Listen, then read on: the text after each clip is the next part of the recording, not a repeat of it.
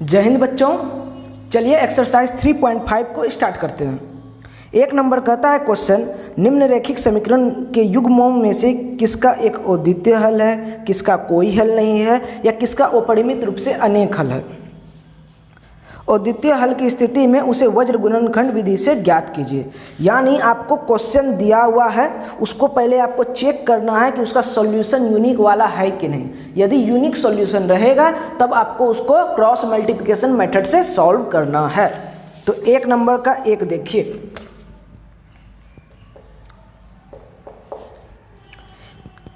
Question है आपका x minus 3y minus 3 is equal to 0। यह है आपका, यह हो गया इक्वेशन फर्स्ट। और दूसरा है 3x minus 9y minus 2 is equal to 0। यह हो गया आपका इक्वेशन सेकंड। जल्दी से देखिए, तो लिखेंगे सॉल्यूशन। तो सबसे पहले हमको देखना होगा कि इसका कोई सॉल्यूशन कितना है भी या नहीं। तो इसको चेक करने के लिए पहले हम लिखेंगे on comparing equation first and equation second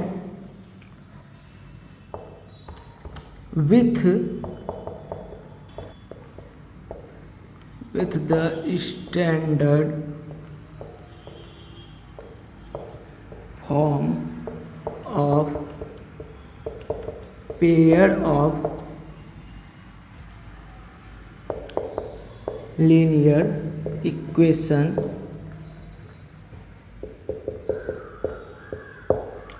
तो कंपेयर करने पे हम पाते हैं क्या, a1 is equal to 1, b1 is equal to -3, आपका c1 इजकल टू आएगा -3, a2 इजकल टू क्या आएगा 3, b2 इजकल टू क्या आएगा -9 और c2 इजकल टू आएगा -2। देन अब देखिए a1 अपॉन a2 देखिए क्या आता है 1/3, b1 अपॉन b2 देखिए क्या आता है -3/-9, जिसको हम कह सकते हैं 1/3। और c1 अपॉन c2 देखिए क्या आ रहा है -3/-2, जो कट के हो जाएगा आपका 3/2। तो यहाँ पे आप देख सकते हैं, हेयर ने लिखे कि चूँकि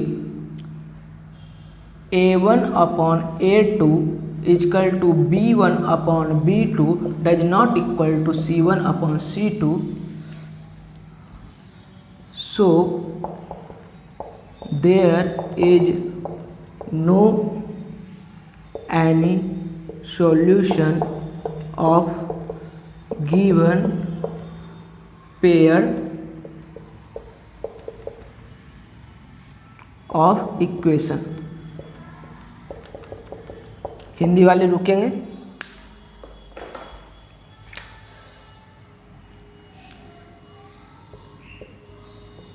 समीकरण 1 और समीकरण 2 को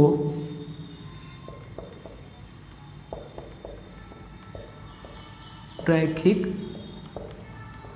समीकरण युग्म के मानक रूप से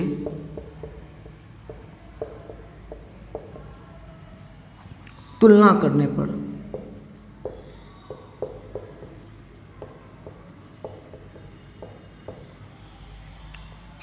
यह हो गया यहाँ। देन का हिंदी होगा तब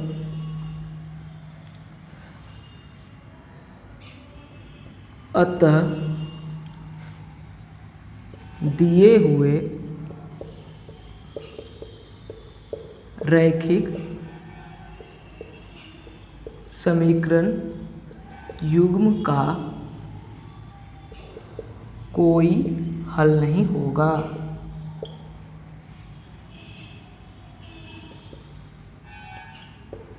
चलिए नोट करिए।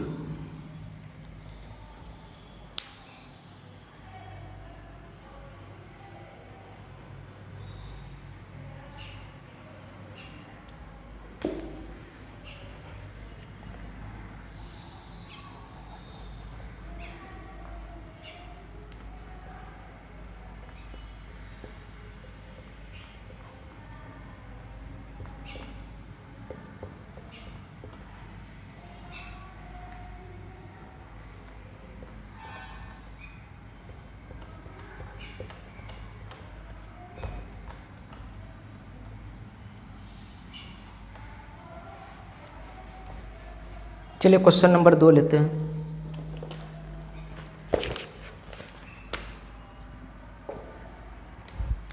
टू एक्स प्लस वाई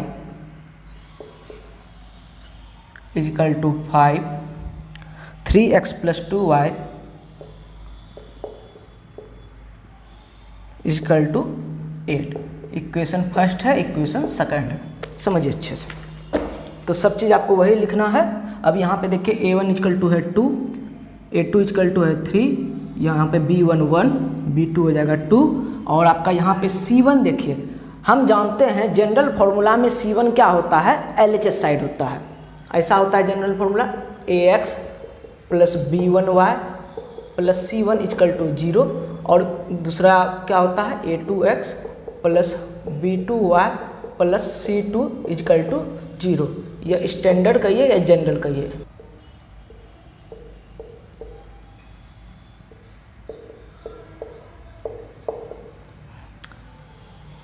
तो यहाँ पे देखिए c1 क्या है, यहाँ पे RHS साइड है, तो इसको LHS साइड लाएंगे तो क्या होगा माइनस में, तो -5 और इधर -8। ठीक है, अब तुलना करिए, यहाँ पे a1/a2 हो गया 2/3, b1/b2 हो गया 1/2, और c1/c2 हो गया माइनस माइनस तो कट जाएगा 5/8। यहाँ पे लिखेंगे चूँकि a1/a2 does not equal to b1/b2, so there is a unique solution of given pair of equation। अतः दिए हुए रैखिक समीकरण युग्म का एक हल है, या अद्वितीय हल लिखिए अच्छा रहेगा, अद्वितीय हल होगा यह है। इसको पहले नोट करिए फिर आगे लिखाएंगे।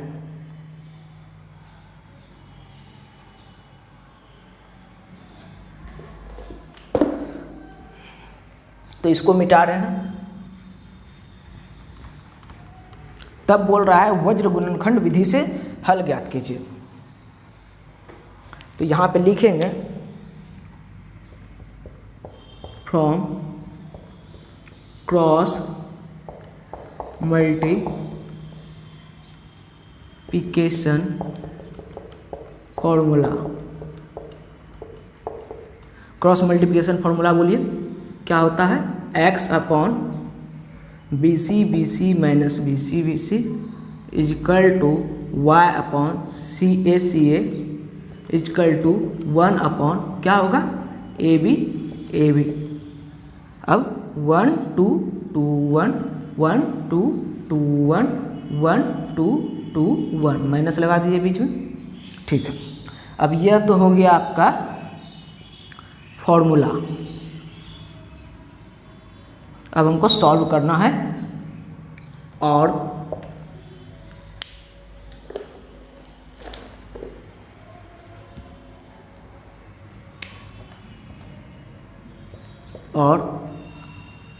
x/, देखिए b1 c2 है, तो b1 मेरा क्या है 1 और c2 क्या है -8, तो 1 गुना -8 क्या हो जाएगा -8 माइनस। ठीक है, आगे बढ़ते हैं। b2 c1, तो b2 है मेरा 2 और c1 है -5, तो 2 गुना -5 क्या हो जाएगा -10, तो यहाँ पे लिख दिए -10।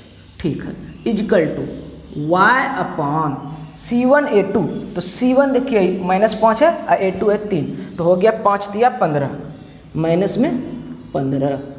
ठीक है, माइनस दे दिए।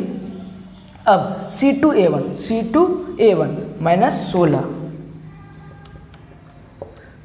इजकल टू 1/ A1 B2, देखिए क्या है A1 B2, 2 दूनी 4 माइनस A2 B1 3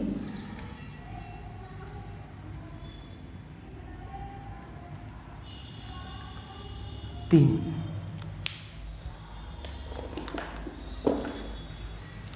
अब इसको सॉल्व करिए, इधर ही कर देते हैं। तो सॉल्व करने पे मेरा देखिए क्या आएगा x/, तो 10 यहाँ माइनस माइनस प्लस हो जाएगा, तो 10 प्लस में है 8 माइनस में है, तो क्या होगा +2।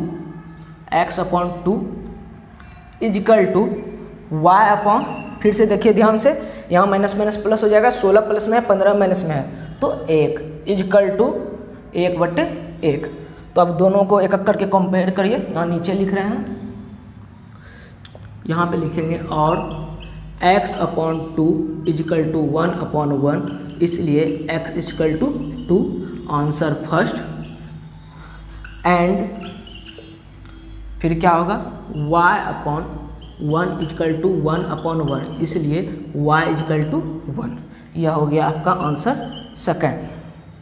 हिंदी वाले यहाँ पे लिखेंगे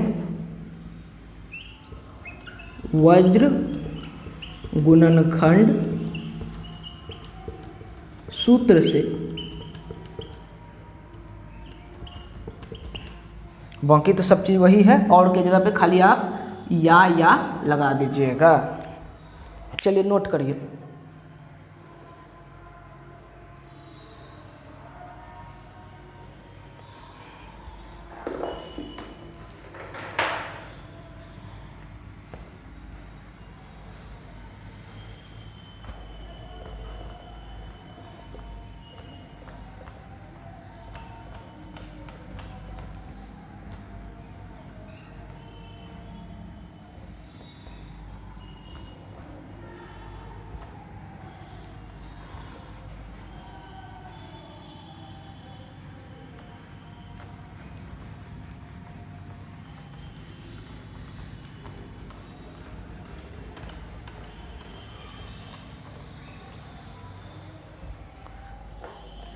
चलिए नेक्स्ट क्वेश्चन देखिए, 3 नंबर।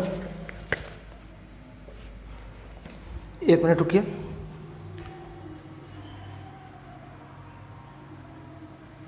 चलिए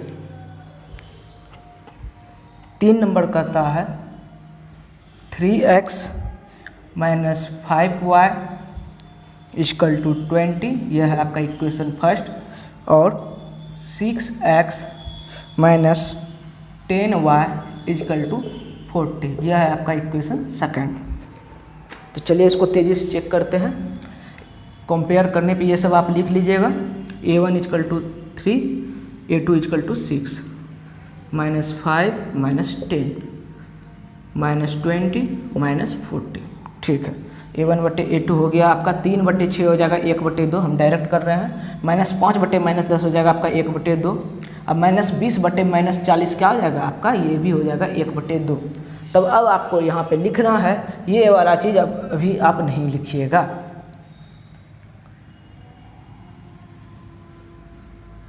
ये वाला जो स्टेटमेंट है इसका तभी उपयोग करेंगे जब यूनिक सॉल्यूशन आएगा, इसीलिए अभी इसको छोड़ दीजिएगा और यहाँ पे लिखेंगे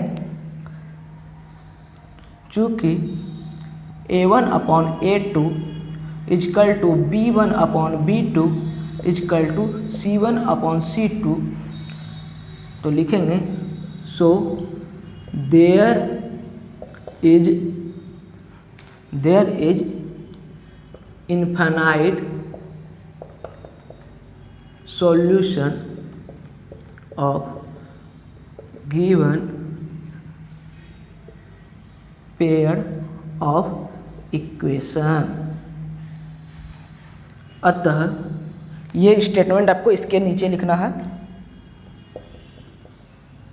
दिए हुए रैखिक समीकरण का अपरिमित रूप से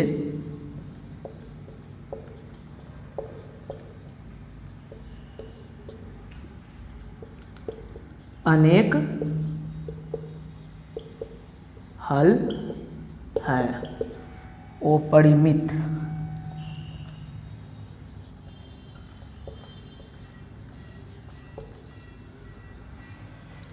उतार लीजिए, ये वाला चीज़ नहीं लिखना है, इस इधर का उतारना है।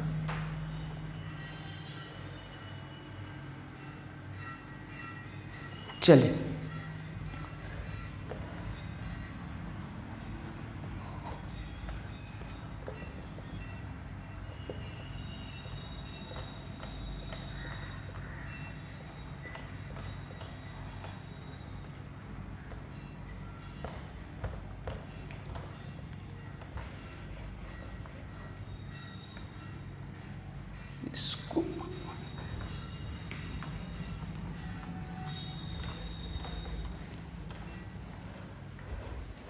अगला क्वेश्चन देखते हैं, एक का लास्ट है 4 नंबर।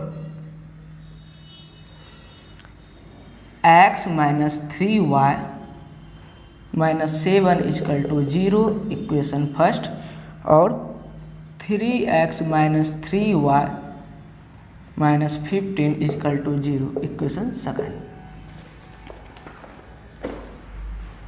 तो यहाँ पे देखिए 1 हुआ a1, a2 हुआ 3 माइनस 3 माइनस 7 माइनस 15। तो a1 बटे a2 हो जाएगा 1/3, यहाँ पे हो जाएगा b1 अपॉन b2 हो जाएगा आपका 1 माइनस 3 अपॉन माइनस 3, और यहाँ हो जाएगा 7/15। ठीक है, तो लिखेंगे चूँकि a1 अपॉन a2 इजकल माफ कीजिएगा does not equal to b1 upon b2, so वही लिख दीजिएगा statement, there is a unique solution of given pair of equations, अतः दिए हुए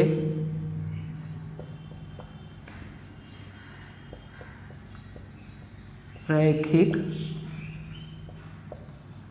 समीकरण युग्म का अद्वितीय हल है।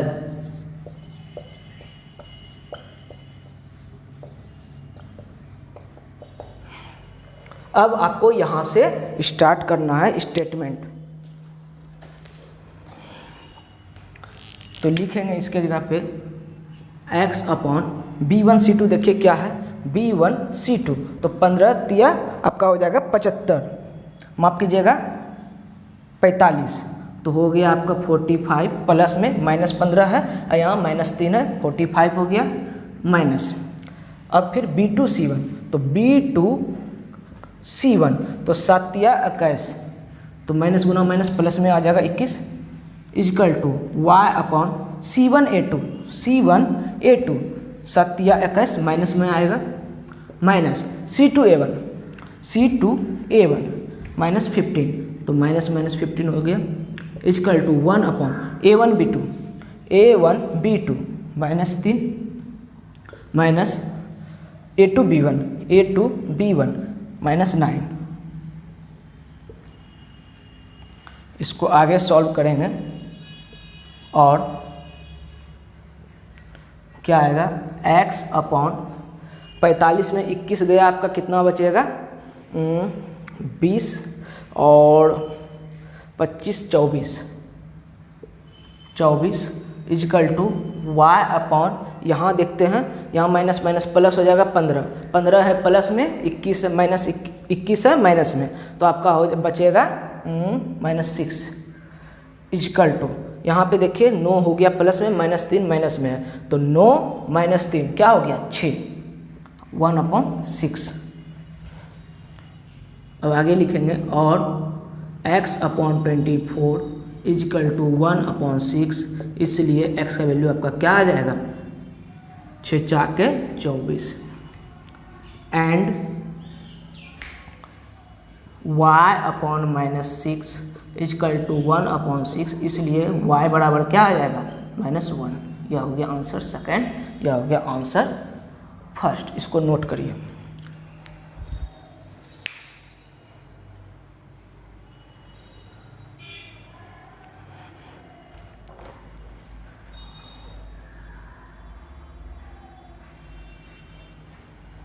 अब इसको मिटा रहे हैं।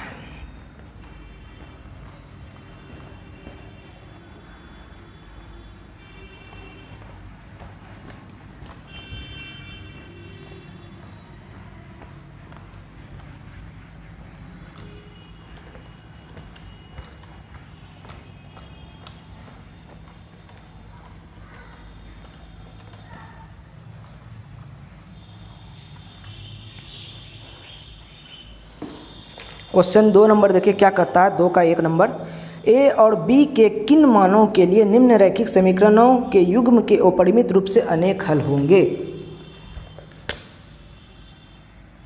2 का 1 नंबर।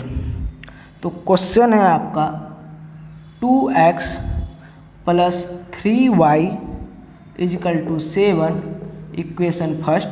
और सेकेंड है आपका, ध्यान से देखिएगा, a - b x + a + b y = 3a + b - 2। तो क्वेश्चन समझ लीजिए अच्छे से। हमको a और b का ऐसा वैल्यू निकालना है जिसके लिए इन दोनों इक्वेशन का जो सॉल्यूशन होगा वो इनफाइनाइट नंबर में होगा, यानी वो परिमित रूप से अनेक हल होगा। तो इसको कैसे करें? तो कुछ नहीं, सबसे पहले आप लिखिए सॉल्यूशन और लिखिए वही वाला statement, on comparing equation first and equation second with standard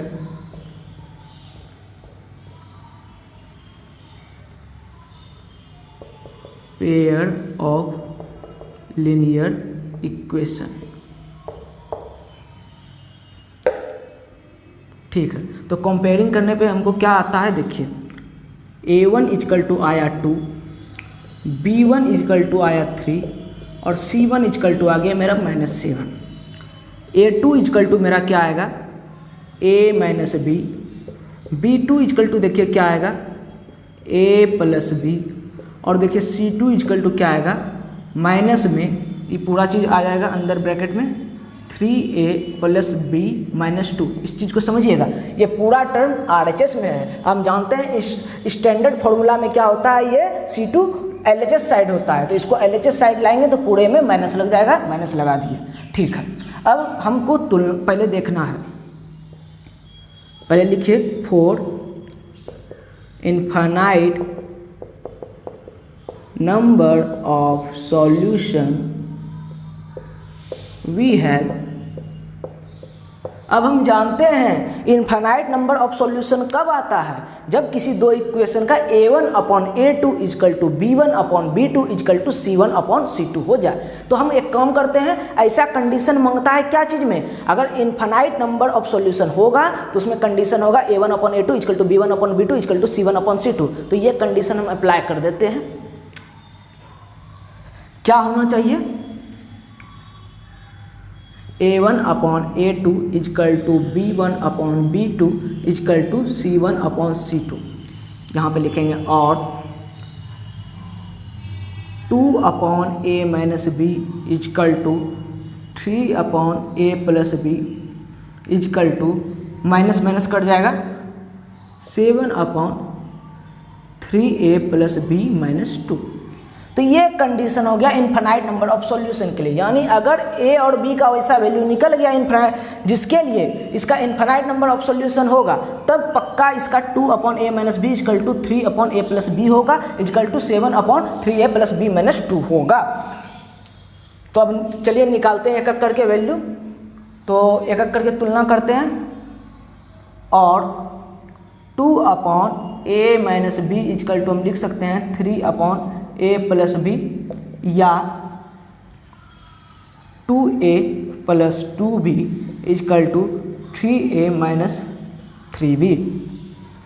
अब इसको सॉल्व करते हैं आगे। तो 3a में 2 एक जाएगा तो बचेगा एगो a। अब -3b है, इधर माइनस हो गया, -5b = हो गया 0। यह हो गया इक्वेशन आपका थर्ड। ठीक है, फिर से एंड एक बार इसको तुलना कर दीजिए, या इसको कोई दिक्कत नहीं है, किसी को करिए। एक बार ये दोनों का तुलना हो चुका है, तो अब इसका तुलना करेंगे या इसका करेंगे। तो 2/a - b = 7/ क्या है 3a + b - 2। चलिए गुना करते हैं, 6a + 2b - 4 = 7a - 7b। ठीक है, इसको आगे सॉल्व करेंगे तो मेरा 7a यहाँ प्लस में है, 6 को इधर लेकर जाइए तो बचेगा 7 में 6 गया a, खाली एक a, ठीक है। अब -7 भी है, अब +2 भी है, इधर जाएगा तो क्या हो जाएगा -9b, ठीक है। अब -4 को इधर रहने दीजिए, इक्वल टू -4, यह हो गया आपका इक्वेशन 4। तो इक्वेशन 3 यहाँ पे है आपका, इक्वेशन 4 आपका यहाँ पे है। कुछ बच्चों को अगर कन्फ्यूजन हो रहा है कि हम कैसे कैसे क्या किए हैं, तो समझिएगा, 2 इक्वेशन दिया हुआ है, इसमें पूछ रहा है a और b का ऐसा वैल्यू निकालिए जिसके लिए इसका इन्फिनाइट नंबर ऑफ सॉल्यूशन हो, यानी अपरिमित रूप से अनेक हल हो। अब हम जानते हैं अपरिमित रूप से अनेक हल 2 इक्वेशन का तभी होगा जब उसका a1/a2 equal to b1/b2 equal to c1/c2 हो जाए। अब तब हम क्या करते हैं, एक काम करते हैं, इसका a1/a2 equal to b1/b2 equal to c1/c2 कर देते हैं। अपने मन से जब हम इसको इक्वल कर देंगे और a और b का अभी हमको जब वैल्यू पता नहीं है, तो पक्का न पक्का a और b का वैसा वैल्यू निकल जाएगा जो इसको सेटिस्फाई करता होगा। सेटिस्फाई कर रहा है तभी तो ये यहाँ पे लाई कर रहा है। इसी कारण से हम इसको इक्वल कर दिए, क्योंकि अभी a और b का वैल्यू हमको पता नहीं है। तो इस कंडीशन के हिसाब से अब जो आपका a और b का वैल्यू आएगा वो इस कंडीशन के हिसाब से आएगा, और ये जो कंडीशन हम लगाए हैं वो अपरिमित रूप से अनेक हल के लिए ही होता है। तो चलिए इसको सॉल्व करते हैं एलिमिनेशन मेथड से। क्यों? क्योंकि यहाँ पे देखते हैं, यहाँ पे a है, दोनों का कोफिशिएंट सेम है, तो क्यों हम दूसरा मेथड अपनाएं जो हमको आसान लग रहा है वहीं पे। क्यों कि अभी कोई कंडीशन नहीं दिया हुआ है कि इसको इसी मेथड से सॉल्व कीजिए। क्रॉस मल्टीप्लिकेशन मेथड से इसको भी नहीं बोला है सॉल्व करें, ना ही किसी कुछ चीज़ को बोला है, तो आप किसी तरह भी सॉल्व कर सकते हैं। एक बात याद रखिएगा, जब तक बोला नहीं जाए कंडीशन में तब तक आप स्वतंत्र हैं, आपको जैसे सहूलियत हो वैसे सॉल्व करिए। तो हमको दिख रहा है दोनों a का क्या है, कोफिशिएंट सेम है, तो एलिमिनेशन मेथड से तुरंत बन जाएगा। तो यूजिंग एलिमिनेशन मेथड, हिंदी वाले को लिखाएंगे अभी, वेट करिए थोड़ा सा। तो एलिमिनेशन मेथड से देखिए क्या होता है, सब्ट्रैक्टिंग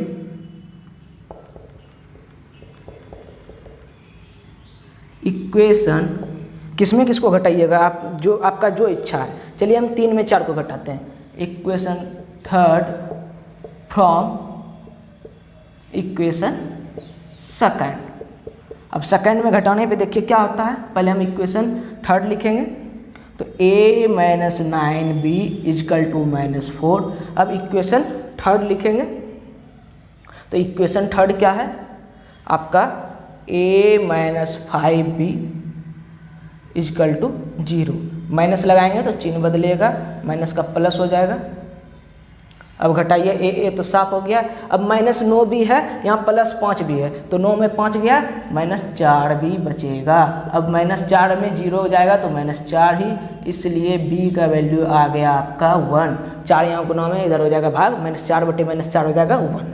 ठीक है, b का वैल्यू निकल गया। अब जब b का वैल्यू निकल गया तो आप इसको दोनों इक्वेशन में से किसी में से भी पुट कर दीजिए, आपका a का वैल्यू आ जाएगा। तो फ्रॉम इक्वेशन 3, इक्वेशन 3 क्या है, a - 5b इक्वल टू 0 या a - 5 का है कि b का वैल्यू क्या है 1, तो 5 × 1 कर दीजिए इक्वल टू 0, इसलिए a का वैल्यू क्या आ जाएगा 5। यह हो गया आपका आंसर सेकंड और यह है आपका आंसर फर्स्ट। अब 1 मिनट इंग्लिश वाले रुकिए, जरा सा हमको हिंदी लिखने दीजिए। On comparing equation first and equation second with standard program, समीकरण 1 और समीकरण 2 को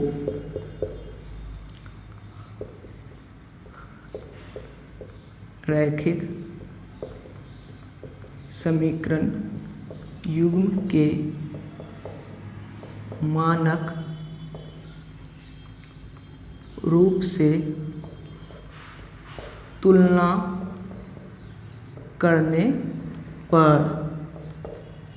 करने पर आपका यह आ गया। अब यहाँ पे लिखना है मित रूप से अनेक हल के लिए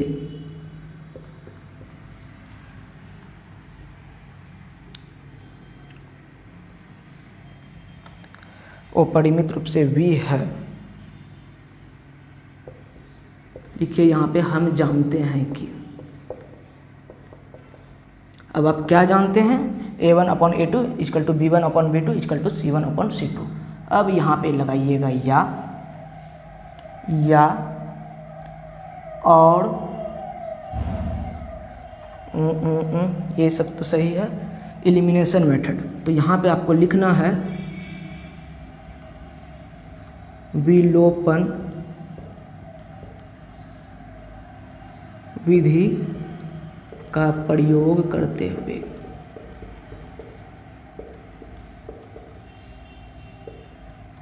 चलिए अब यहाँ पे लिखना है समीकरण, क्या कर रहे हैं, इक्वेशन 3 फ्रॉम सेकंड, 3 को समीकरण 2 से घटाने पर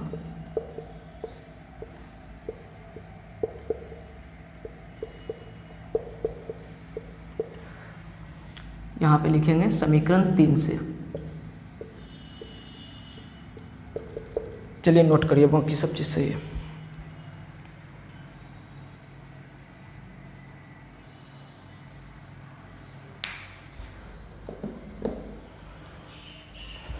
रुक जाइए, पहले अगला क्वेश्चन देख लेते हैं, अगर कुछ रखने का होगा तो रख लेंगे।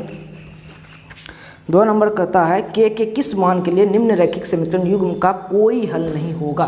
तो थोड़ा मोड़ा सिमिलर है, तो देखते हैं क्या क्या बचना चाहिए।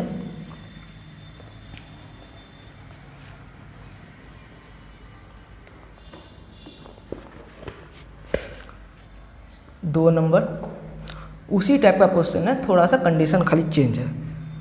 3x plus Y is equal to है आपका 1, इक्वेशन फर्स्ट, और दूसरा है 2k minus 1 x plus k minus 1 y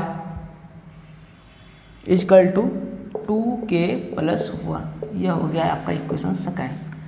तो सबसे पहला जो आपका डायलॉग है वो ये तो वैसा का वैसा ही लिखाएगा। अब यहाँ पे चेंज होगा, तो जो चेंज होगा उसको थोड़ा सा मिटा देते हैं।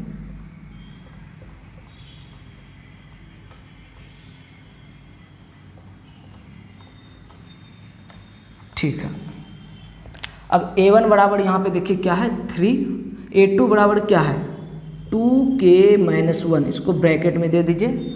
ठीक है, यहाँ पे b1 बराबर है 1, यहाँ पे b2 बराबर क्या है k माइनस 1, इसको भी ब्रैकेट में दे देते हैं। c1 बराबर क्या है -1, इधर लेके गए तो इधर माइनस इंटू 2k माइनस वहाँ पे जगह +1 है। ठीक है, अब यहाँ पे हमको थोड़ा सा स्टेटमेंट चेंज करना होगा। तो यहाँ पे कोई हल नहीं है, कंडीशन क्या, हाँ 4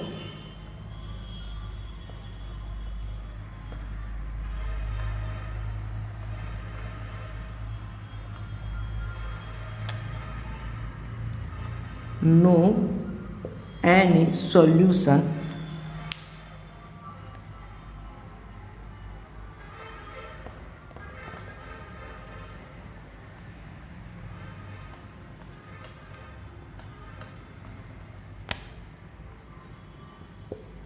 कोई हल नहीं के लिए हम जानते हैं कि, अब यहाँ पे सब चीज़ सही है। कोई हल नहीं के लिए होगा आपका a1/a2 equal to b1/b2 does not equal to c1/c2। ठीक है, अब इसके जगह पे हम पुट करेंगे, यहाँ से अब मेरा कोई काम का नहीं है।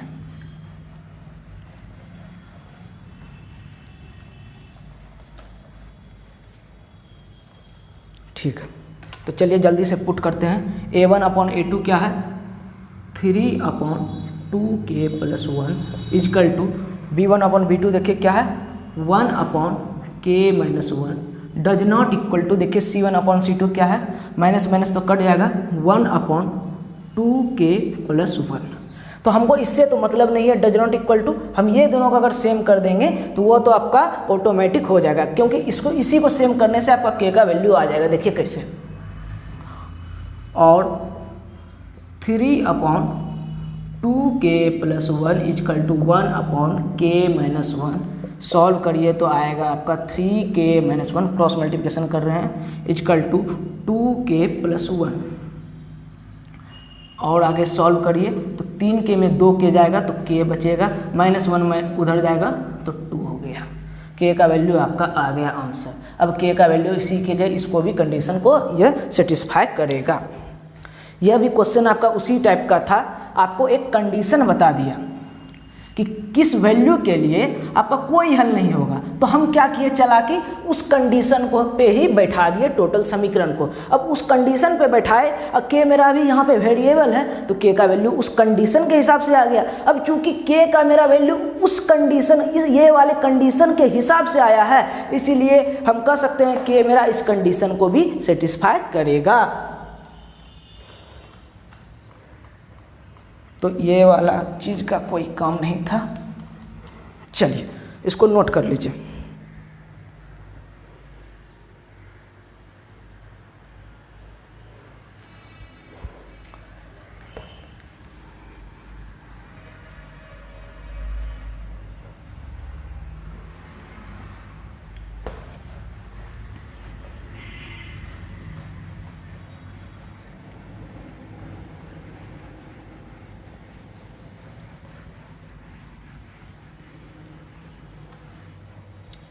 चलिए वर्ड प्रॉब्लम देखते हैं।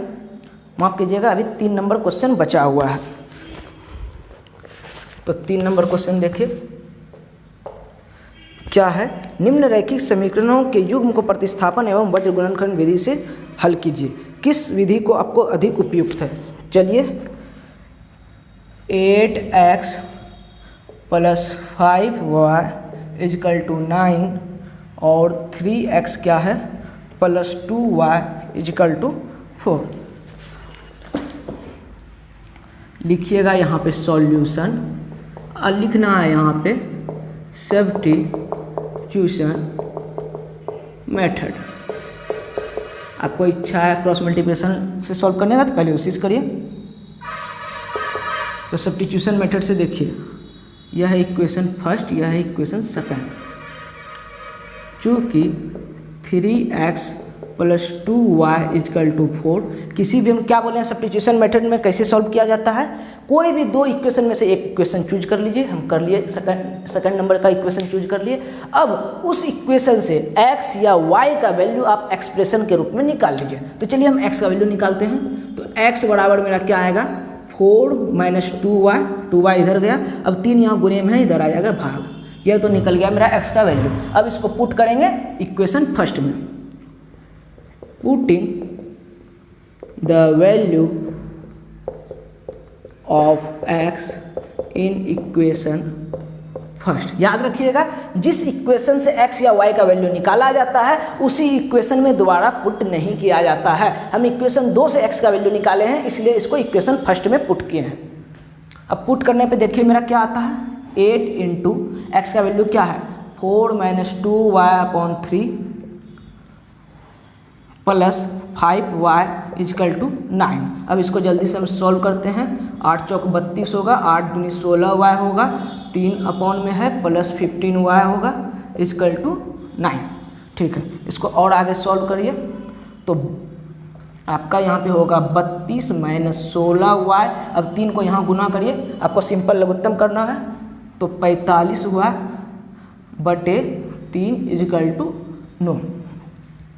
यहीं पे और करते हैं तो 32 - 16y प्लस, रुकिए 1 मिनट, 32, यहाँ पे देखिए 45y प्लस में है, 16y माइनस में है, तो 45 में 16 आप घटाइए कितना होगा, तो आपका हो गया 15 गया तो बचा 30, 29 माइनस, माफ कीजिएगा प्लस 29y।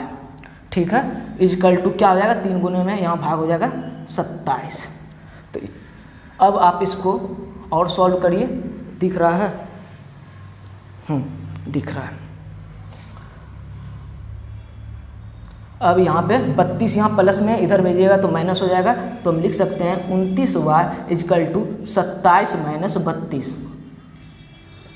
अब 29y, तो y को अकेला करिए, y बराबर क्या होगा, 29 यहाँ गुना में इधर हो जाएगा भाग, तो पहले 27 माइनस 32 करिए, कितना होगा, 3 2 5 माइनस 5 बटे 29। यह हो गया y का वैल्यू, आंसर फर्स्ट। ठीक है, अब x का वैल्यू निकालना है तो यहीं पे लिखते हैं, दूसरा मार्कर से लिखते हैं। इसलिए x बराबर आपका क्या होगा, 4 minus 2y upon 3। 4 minus 2y कितना है, 2 गुने माइनस 5 बटे 29 बटे 3। अब इसको थोड़ा सा सॉल्व करिए, 4 माइनस 10 अपॉन 29 बटे 3। इसको सॉल्व करने पे आपका होगा 4 9 36, 3 बचा, 4 दूनी 8 3 11, 116 माइनस 10 बटे 29। अब भाग में है तो गुना 1 बटे 3, तो 116 में 110 गया तो बचा आपका 106 बटे 3 9 27 की 7 उनकी 2, 3 दूनी 6 2 8। यह हो गया आपका आंसर सेकंड। ठीक है, अब हमको करना है क्रॉस मल्टीप्लिकेशन मेथड से सॉल्व।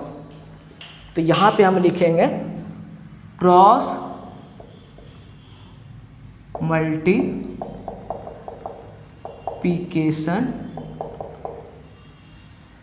Multiplication method. अब क्रॉस मल्टीप्लिकेशन मेथड में देखिए कैसे होगा, तो वो स्टेटमेंट आपको लिखना है ऑन कंपेयरिंग। हम छोड़ रहे हैं इस चीज़ को, आप लिख लीजिएगा, वही लिखाते आए हैं शुरू से। तो कंपेयर करने पे हमको क्या पता चला, a1 इजकल टू है आपका 8, b1 इजकल टू है आपका 5, c1 इजकल टू है आपका -9, a2 इजकल टू है आपका 3, b2 इजकल टू है आपका 2 और c2 इजकल टू है आपका -4। इसलिए आप क्रॉस मल्टीप्लिकेशन फॉर्मूला से लिखिएगा, ऐसे लिखिए, फ्रॉम क्रॉस मल्टीप्लिकेशन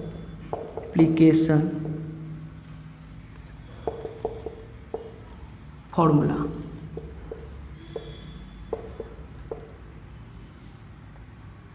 अब क्रॉस मल्टीप्लिकेशन फॉर्मूला से देखिए क्या होगा, x upon B C minus B C is equal to Y upon C A minus C A is equal to 1 upon A B minus A B. 1 2 2 1 1 2 2 1 1 2 2 1। अब x अपॉन b1 का value रखिए, b1 क्या है 5 और c2 क्या है -4, तो हो गया -20 माइनस। ठीक है, b2 c1, तो b2 c1 तो 9 दूनी 18, तो -18 हो गया is equal to y upon c1 a2। देखिए c1 a2 -27 माइनस, अब क्या है c2 a1 8 चौक 32 -32।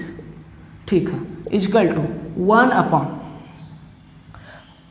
क्या है a1 b2, तो a1 b2 16 minus a2 b1, तो a2 b1 क्या 3 5 15। ठीक है, इसको सॉल्व करते हैं तो मेरा क्या आता है, देखिए x अपॉन 18 यहाँ प्लस हो जाएगा तो -2 इजकल टू y अपॉन यहाँ प्लस हो जाएगा 32, तो 3 2 5 इजकल टू 1 अपॉन 1। इसलिए मेरा x का वैल्यू क्या आएगा, x इजकल टू आएगा मेरा -2 इससे कंपेयर करने पर, और y का वैल्यू क्या आएगा मेरा 5। रुकिए, थोड़ा कैलकुलेशन मिस्टेक लग रहा है, मिलाने दीजिए। यहाँ से तो ठीक है, x का वैल्यू मेरा आ गया 4 - 2y अपॉन 3, इसको 1 में पुट किए तो -4 - 2y upon 3 plus 5y equal to 9। अब यहाँ पे गुना किए 8 चौक 32, 8 दूनी 16, माइनस में आया बट्टे 3। अभी तो यहाँ गुना किए ना, 5 का 15 कैसे लिख दिए, यहीं पे दिक्कत है। रुक जाइए, यहीं से प्रॉब्लम है, यहाँ पे हम 15 लिख दिए थे।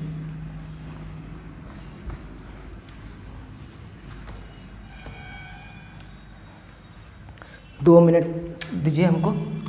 तो हम लिख सकते हैं 32 माइनस 16y, अब गुना होगा plus 15y upon 3 equal to 9। अब इसको हम आगे सॉल्व करेंगे तो मेरा देखिए 16y माइनस में है, 15y प्लस में है, तो 32 माइनस y इक्वल टू 3 इधर भाग में, इधर होगा गुना 27। इसलिए y बराबर मेरा क्या हो जाएगा, 27 इधर आएगा, y उधर जाएगा। 32 माइनस 27 जो कि होगा आपका 5, आंसर फर्स्ट। ठीक, अब y का वैल्यू आ गया तो यहाँ पे, इसलिए x बराबर क्या होगा 4 माइनस 2y, तो 2 into 5 upon 3 equal to 4 minus 10 upon 3 equal to हो जाएगा आपका -6 अपॉन 3 इक्वल टू हो जाएगा -2। यह हो गया आपका आंसर सेकंड, मिला लीजिए।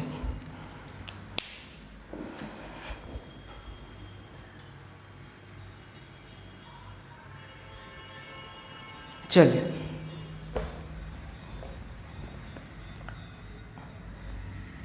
माफ कीजिएगा,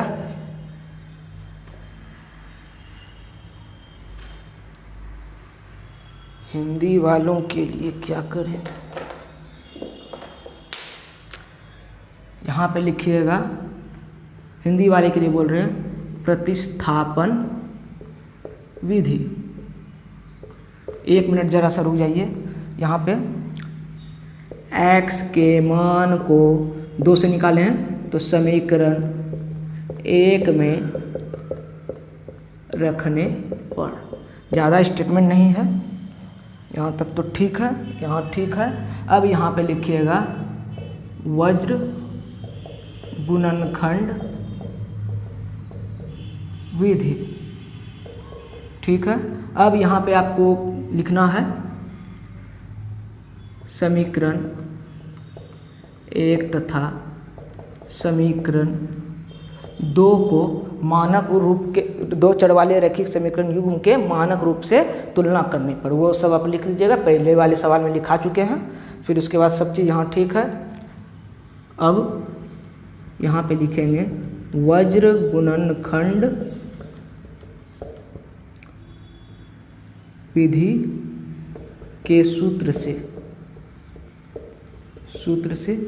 और जब भी एग्जाम में कभी भी इस प्रकार का कोई भी सूत्र लिखे तो उसको एक बार घेर जरूर दें, हाईलाइट हो जाता है, एग्जामिनर की नज़र में वो फॉर्मूला आ जाता है। फॉर्मूला लिखने का भी नंबर आपको मिल जाएगा अलग से नहीं, मतलब जैसे 5 नंबर का अगर सवाल है तो 1 नंबर कन्फर्म मानिए कि आपका इसमें रहा, ये 1 नंबर कहीं कटने वाला नहीं है। अगर आप फॉर्मूला लिख दिए और सवाल गलत भी बना दिए तो बाकी सब चीज़ वही है, नोट कर लीजिए।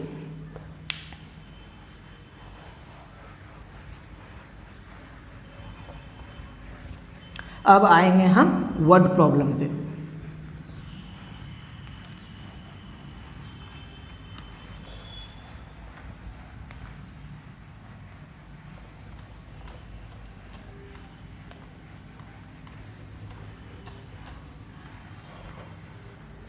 चार नंबर है, देखिए क्वेश्चन क्या कह रहा है। एक छात्रावास के मासिक व्यय का एक भाग नियत है, ठीक है, तथा शेष भाग इस बात पर निर्भर करता है कि छात्र ने कितने दिन भोजन किया। कोई हॉस्टल है जहां आपको मासिक, आप वहां रहने जाइएगा तो 1 महीने का चार्ज यानी पर मंथ चार्ज तो लगेगा, फिक्स है। फिर इस बात पर भी निर्भर करता है पैसा कि आप कितना दिन उसके कन से भोजन कर रहे हैं। जब एक विद्यार्थी ए को जो 20 दिन भोजन करता है 1000 छात्रावास के लिए व्यय करना पड़ता है, जबकि एक विद्यार्थी बी जो 26 दिन भोजन करता है छात्रावास के लिए 1180 रुपया अदा करना पड़ता है। तो नियत व्यय और प्रतिदिन के भोजन का मूल्य ज्ञात कीजिए। ट्रिक आपको हम क्या सिखाए हैं, जो चीज़ पूछे वो करना है एज्यूम। तो 4 का 1 नंबर लिखेंगे, let the fixed monthly charge of the hostel be X rupees and the charge of food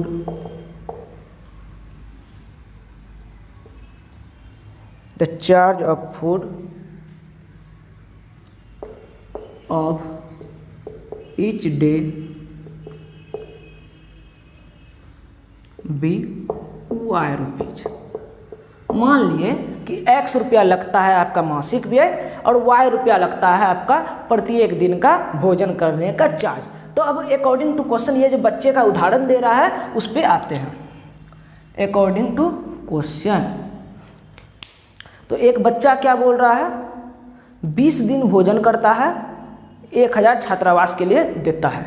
तो समझिए, आप पहले हॉस्टल गए नाम लिखाने, नाम उन सब चीज़ लिखा लिए, आप 1 महीना रहे, आप उसमें से खाइए या नहीं खाइए, हॉस्टल का तो वो महीना वाला तो चार्ज लेगा, यानी महीना वाला चार्ज क्या है, फिक्स है। तो यहाँ पे आपका कितना मन है, x, तो x रुपया आपका लगेगा ही लगेगा। आप खाना खाइए या नहीं, उससे हॉस्टल वाला को कोई लेनी देनी नहीं है, ठीक है। प्लस अब वह कितना दिन भोजन करता है, 20 दिन। तो बताइए, 1 दिन का चार्ज लग रहा है y रुपया। मान लेते हैं आप कहीं जाइए, 1 दिन का चार्ज लगेगा 10 रुपया, तो 5 दिन का चार्ज कितना लगेगा, 50 रुपया। तो क्या किए, मल्टीप्लाई किए। उसी प्रकार यहाँ 1 दिन का चार्ज कितना लग रहा है खाना खाने का, y रुपया, तो आपका 20 दिन का कितना चार्ज लगेगा, 20 y रुपया, गुना कर देंगे। तो जब टोटल चार्ज उसको लग गया 20 y रुपया, यानी x रुपया लगा प्लस 20 y रुपया लगा, तो उसको कुल खर्चा कितना पड़ा, 1000। यह हो गया आपका इक्वेशन फर्स्ट। अब फिर अगेन क्या कहता है, देखिए, जबकि एक विद्यार्थी बी जो 26 दिन भोजन करता है 1180 देता है, यानी बी वाला जो विद्यार्थी है देता है पैसा कितना, 1180। अब उसको x तो लगेगा ही लगेगा क्योंकि वह हॉस्टल में पढ़ रहा है, तो मासिक चार्ज तो लगेगा। अब वह कर रहा है भोजन 26 दिन, तो 26 वाला उसको पैसा लग जाएगा, इक्वल टू 1180 हो गया। यह हो गया इक्वेशन सेकंड। अब आप देख सकते हैं 4 नंबर कह रहा है कि युग्म बनाइए, यदि उनका अस्तित्व हो तो बीजगणित विधि से हल ज्ञात कीजिए। अब यहाँ पे कोई कंडीशन नहीं है आपको कि यही मेथड से बनाना है, सब्स्टिट्यूशन से ही बनाइए या क्रॉस मल्टीप्लिकेशन से बनाइए, कोई आपको कंडीशन नहीं है। आपको जैसे सहूलियत हो वैसे आप बना सकते हैं। तो चलिए हम पहले अस्तित्व देखते हैं। सबसे पहले देखेंगे यहाँ पे a1/a2 इक्वल टू क्या है, does not equal to b1/b2 है। उतना सा आप स्टेटमेंट लिख दीजिएगा, वो जो हम कंपेयरिंग करने वाला बोले हैं उसको आपको लिखना है, तो आप यहाँ पे लिख लीजिएगा ऑन कंपेयरिंग, वो वाला स्टेटमेंट आपका रह गया यहाँ पे, ठीक है। तो यहाँ पे हम देख रहे हैं a1/a2 does not equal to है b1/b2, यानी इसका हल होगा। अब हल होगा तो देखिए इसका सॉल्यूशन कैसे निकलेगा। यहाँ पे हम देख रहे हैं कोई भी मेथड हम अप्लाई कर सकते हैं, याद रखिएगा। तो यहाँ पे देखते हैं दोनों में जो x वाला टर्म है उसका कोफिशिएंट क्या है, सेम, जो कि है 1। अब देखिए कोई आपको पेयर ऑफ लीनियर इक्वेशन दिया हुआ है, उसमें से किसी वेरिएबल का कोफिशिएंट यदि सेम हो तो कौन सा मेथड लगाते हैं, एलिमिनेशन मेथड, सहूलियत होगा। तो एलिमिनेशन मेथड से लगाइए, फ्रॉम एलिमिनेशन मेथड। याद रखिएगा यहाँ पे जो हम छोड़ दिए हैं, यहाँ पे आपको सब चीज़ लिखना होगा। हेयर a1/a2 इक्वल टू इतना, b1/b2 इक्वल टू इतना, जितना वहाँ पे बताए थे शुरू में तो वो सब लिख देना है। अभी हम बार बार हर सवाल में वो करने लगेंगे तो आपका समय बहुत बर्बाद होगा। तो फ्रॉम एलिमिनेशन मेथड से देखिए क्या होगा, लिखेंगे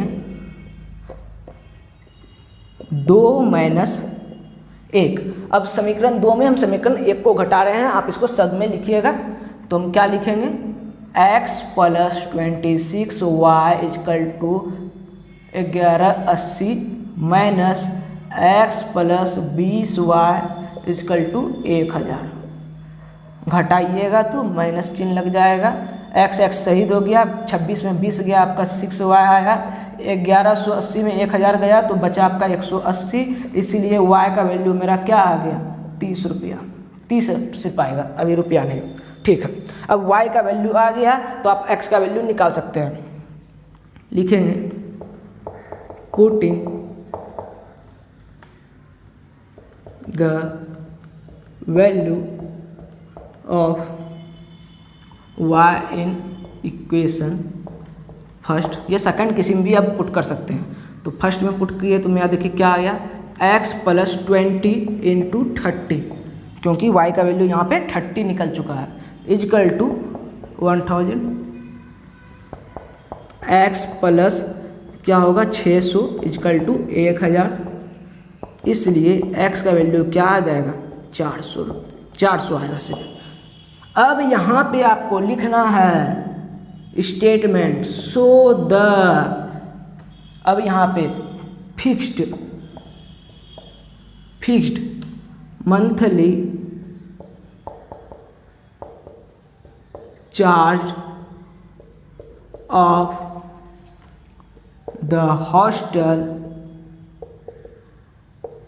अब आपको b को हटा देना है, b के जगह पे लिख देना इज, x के जगह पे हम क्या लिखेंगे 400 rupees and the charge of the food of each day. फिर से बी आपको हटाना है, इज लगा देना है, इज 30 रुपीज़। कहाँ है, यहाँ है 30 रुपीज़ आंसर। ये हुआ आपका एग्जाम में लिखने का सही तरीका। ऐसे आप प्रैक्टिस करने के लिए कर रहे हैं तो हम आपको बता रहे हैं ये सब आपको कुछ नहीं लिखना है, डायरेक्ट आपको जब प्रैक्टिस करना है तो कम से कम आपको तो देखिए मैथ को 3 बार 4 बार बनाना चाहिए, पूरा एनसीईआरटी को बोल रहे हैं साल भर में। तो ये सब आप बार बार करिएगा तो समझिए आपका समय का बर्बादी होगा। ये सब आपको सिर्फ लिखने का तरीका बताए कि एग्जाम में कैसा लिखा जाता है। ऐसा नहीं कि आप शॉर्टकट मारने का आपको आदत है, एग्जाम में भी ऐसे मार के आ जाइए।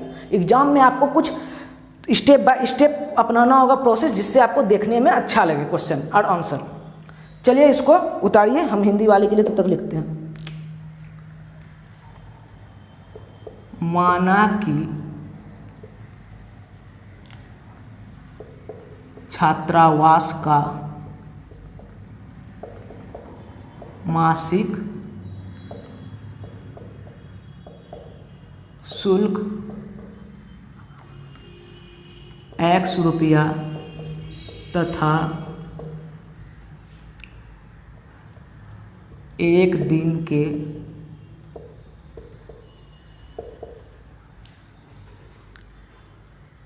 खाने का शुल्क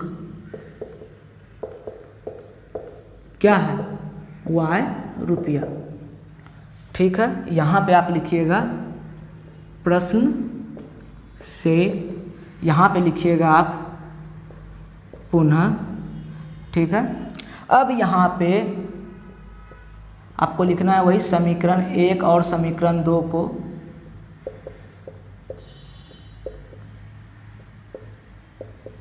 वही मानक रूप वाला अच्छे से स्टेटमेंट लिख दीजिएगा। अब बाकी A1/A2 B1/B2 देख के करके बता दीजिएगा।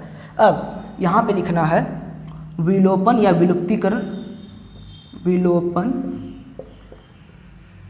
विधि से, बाकी सब चीज़ सही रहेगा।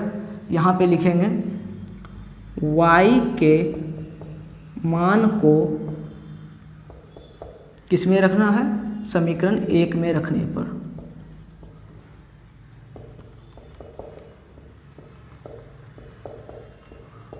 अब आंसर लिखना है, अतः नियत लिखिएगा, अतः छात्रावास का नियत मासिक व्यय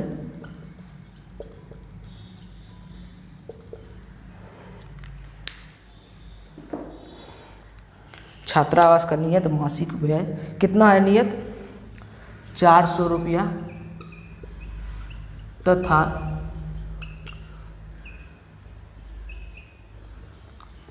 एक दिन के भोजन का व्यय 500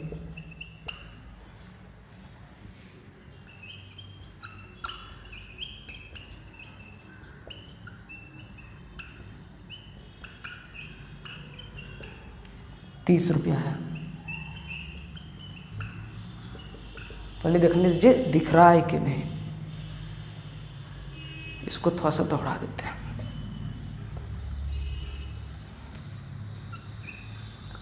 अतः छात्रावास का नियत शुल्क 400, यहाँ पे है लिखा हुआ नियत शुल्क 400 रुपया है तथा भोजन का शुल्क लिखिए 30 रुपया है।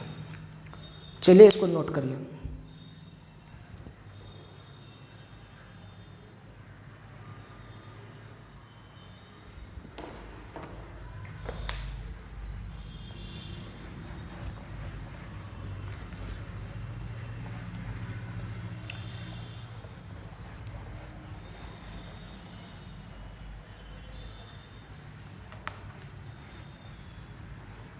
आपको बता दें, इससे पहले भी आपको जो ये लेक्चर हम बना रहे हैं, इससे पहले भी हम एक लेक्चर सुबह 4 बजे से बना चुके हैं, जिसका वीडियो क्वालिटी ख़राब हो गया। अब फ़ोन के पीछे में तो हम देखते नहीं हैं कि कैसा रिकॉर्ड हो रहा है, नहीं हो रहा है।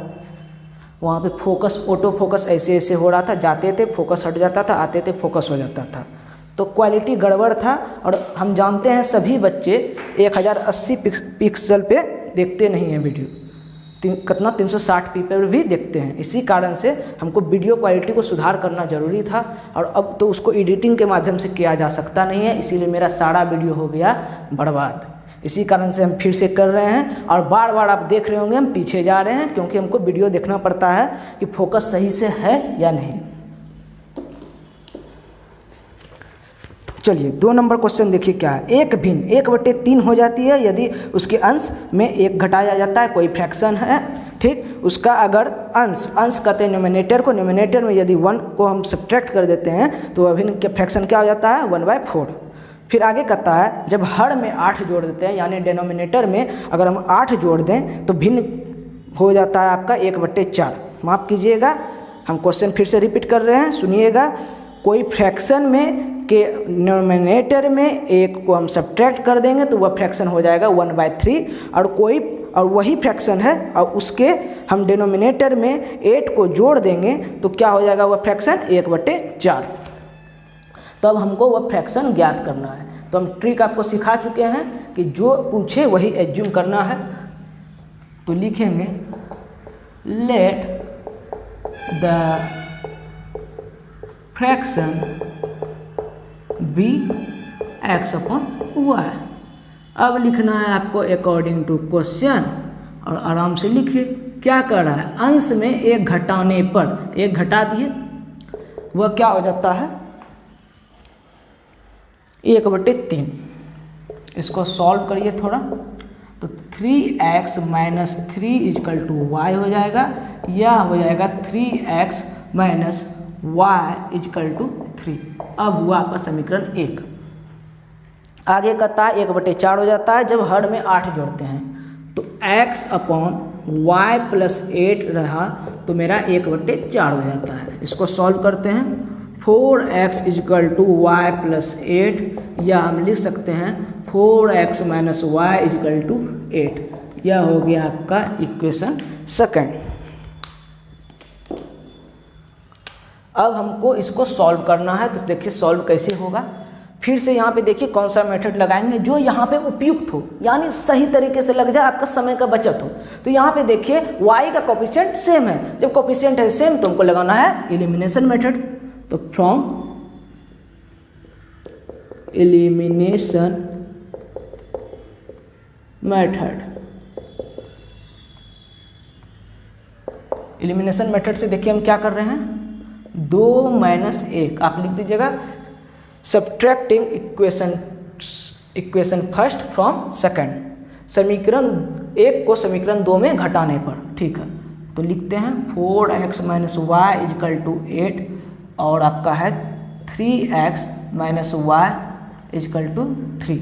घटाएंगे तो चिन्ह बदलेगा, अब 4x में 3x बचा गया तो बचा x, y तो हो गया शहीद, 8 में 3 गया 5, x का वैल्यू आपका आ गया। अब x का वैल्यू आया तो इसको किसी में रख दीजिए, लिखेंगे putting the value of x in equation, किसी में रखिए, फर्स्ट में रख रहे हैं तो फर्स्ट में रखने पे क्या होगा देखिए, 3 into 5 minus Y is equal to 3, 15 minus Y is equal to 3, या हम कह सकते हैं y इजकल टू 3 इधर जाएगा, y उधर चल जाएगा 12। यह आ गया आपका आंसर। आंसर अभी नहीं आया है, अभी सिर्फ x और y का वैल्यू आया है। अब लिखेंगे so the fraction is x upon y, तो x है आपका 5 अपॉन y 12। अब हुआ आपका आंसर।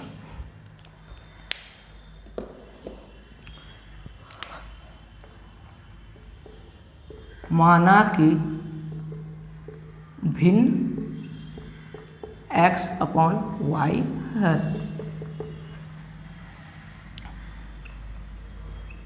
प्रश्न से यहाँ पे एलिमिनेशन मेथड, विलोपन विधि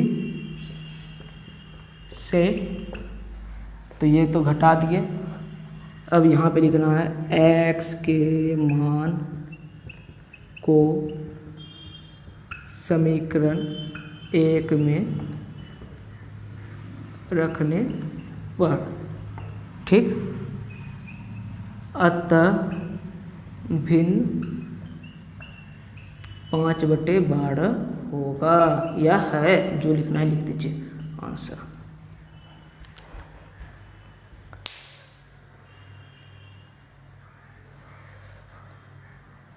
चलिए नोट कर लीजिए।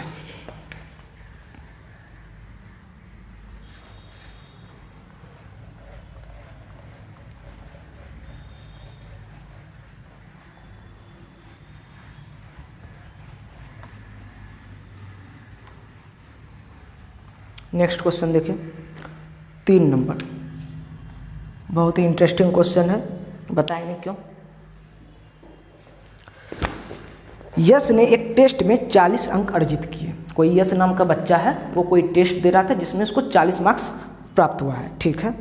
उसे प्रत्येक सही उत्तर पर 3 अंक मिल रहे थे, तो गलत उत्तर पर 1 अंक की कटौती हो रही थी। वो सही उत्तर देता था तो 3 अंक मिलता था, और जैसे ही गलत होता था तो 1 अंक का उसको कटौती हो जाता था। पहला तो वो गलत उत्तर दिया, वो वाला गलत उत्तर का उसको कुछ तो मिलेगा ही नहीं, और फिर ऊपर से उसका 1 नंबर कटेगा भी, ठीक है। यदि उसे सही उत्तर पर 4 अंक मिलते तो तथा अशुद्ध उत्तर पर 2 अंक मिलते तो उसको 50 अंक मिलता। 40 अंक उसको कब मिला? जब उसका 3 अंक मिल रहा था वो क्वेश्चन का जवाब देने में, और 1 अंक कट रहा था उसका माइनस मार्किंग में। और उसको 50 अंक मिलता यदि उसका 4 अंक उसको मिलता पॉजिटिव मार्किंग, यानी उसको जो सही उत्तर देने पे मिल रहा है, और आपका 2 अंक माइनस मार्किंग में कटता। तब बोल रहा है टेस्ट में कितने प्रश्न थे। अभी तक हम आपको क्या सिखाए थे?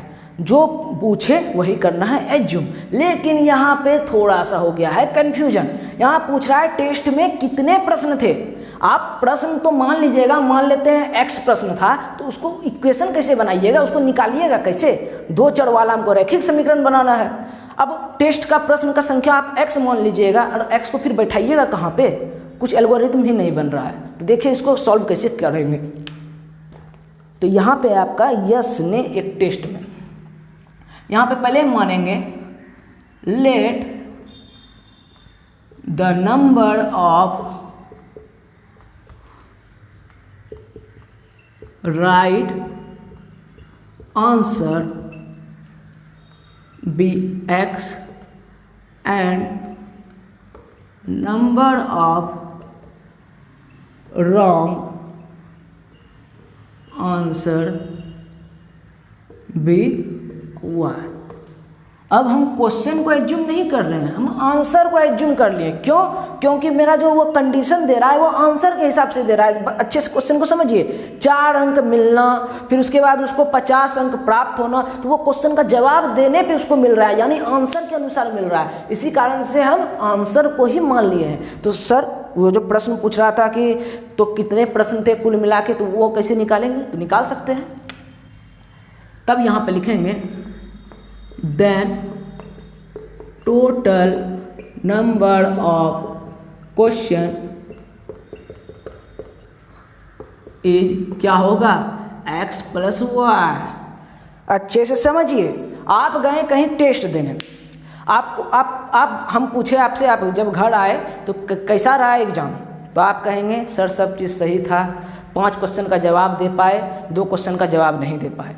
तब हम अपने मन में क्या सोचेंगे, आप 5 क्वेश्चन का जवाब दिए हैं, समझिएगा 5 क्वेश्चन आपका राइट हुआ है, और 2 क्वेश्चन का जवाब नहीं दे पाए या 2 क्वेश्चन आप रॉन्ग बताए हैं, तो टोटल प्रश्न कितना होगा, 7 क्वेश्चन होगा। तभी तो आप 5 क्वेश्चन का जवाब दिए और 2 क्वेश्चन का गलती हो गया, तो इसीलिए टोटल नंबर ऑफ क्वेश्चन क्या हो गया, x प्लस वाई। यानी राइट आंसर जो वो बताया वो भी, और रॉन्ग आंसर जो बताया वो भी, तो कोई क्वेश्चन होगा, उन दोनों का योग होगा टोटल नंबर ऑफ क्वेश्चन, जो कि मेरा अब एक्सप्रेशन के रूप में आ गया है। अब हम कंडीशन देखते हैं क्या कहता है, 40 अंक अर्जित करता। तब हम लिखेंगे केस 1। अब कंडीशन 1 के अनुसार हम देखते हैं क्या, यहाँ पे देखिए right number, total number of right question कितना है, यानी जिसका माफ कीजिएगा total number of right answer कितना है, x। 5 गो आप क्वेश्चन का जवाब सही दिए और आपको प्रत्येक क्वेश्चन पे 3 अंक मिल रहा है, तो बताइए आपको कितना अंक प्राप्त होगा। समझिएगा, आप 5 क्वेश्चन का जवाब सही दिए हैं तब, और आपको प्रत्येक सही जवाब पे 3 अंक मिल रहा है, तो टोटल नंबर आपको कितना प्राप्त होगा, 15। 5 गुना 3, तो यहाँ पे लिखेंगे मार्क्स obtained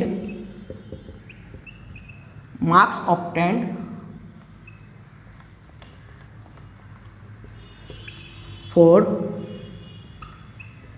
right, या बाय लिखिए, बाय राइट आंसर,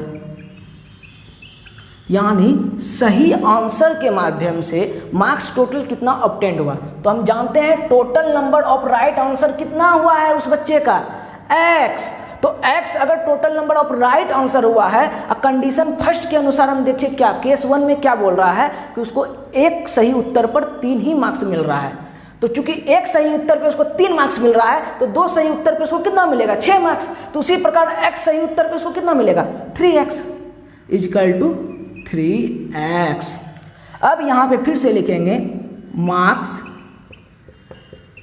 लॉस्ट, यानी उसको हानि हो रहा है, by wrong answer is equal to क्या, देखिए टोटल वो गलत जवाब कितना दिया है y को। मान लीजिए सपोज करिए आप टोटल गलत जवाब दिए हैं 2 को, एक क्वेश्चन पे उसका 1 नंबर कट रहा है, आपका 1 नंबर कट रहा है, तो 2 गलत जवाब पे आपका कितना नंबर कटेगा, 2 नंबर। तो आप क्या किए, 2 गुना 1, ठीक है। तो अब टोटल वो गलत जवाब दिया है y नंबर का, ठीक, y नंबर का नहीं, y नंबर का क्वेश्चन का जवाब वह गलत दिया है, ठीक है। तब अब वह कितना मतलब मार्क्स खो देगा, तो चूंकि हम कंडीशन 1 के हिसाब से वह बोल रहा है कि एक गलत आंसर पर उसका 1 नंबर कटता है, तो y गलत आंसर पे उसका कटेगा 1 गुना y इजकल टू y। यहाँ भी आप लिख सकते हैं 3 गुना x इजकल टू 3 गुना x इजकल टू 3x, या ऐसे भी लिख सकते हैं अगर आप समझ पा रहे हैं तो, ठीक है। अब हम आएंगे अकॉर्डिंग टू क्वेश्चन, उसको क्या होता है देखिए, 40 अंक प्राप्त करता है।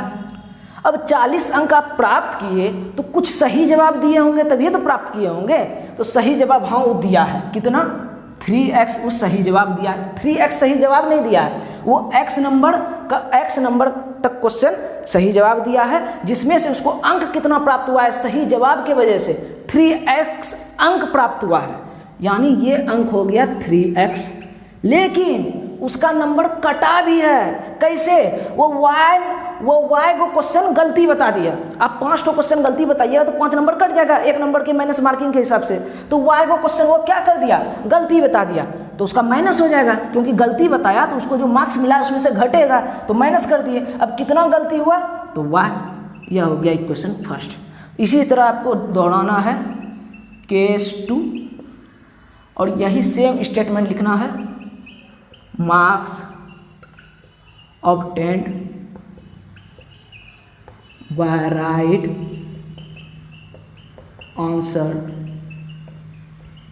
और यहाँ पे लिखना है मार्क्स लॉस्ट बाय रॉन्ग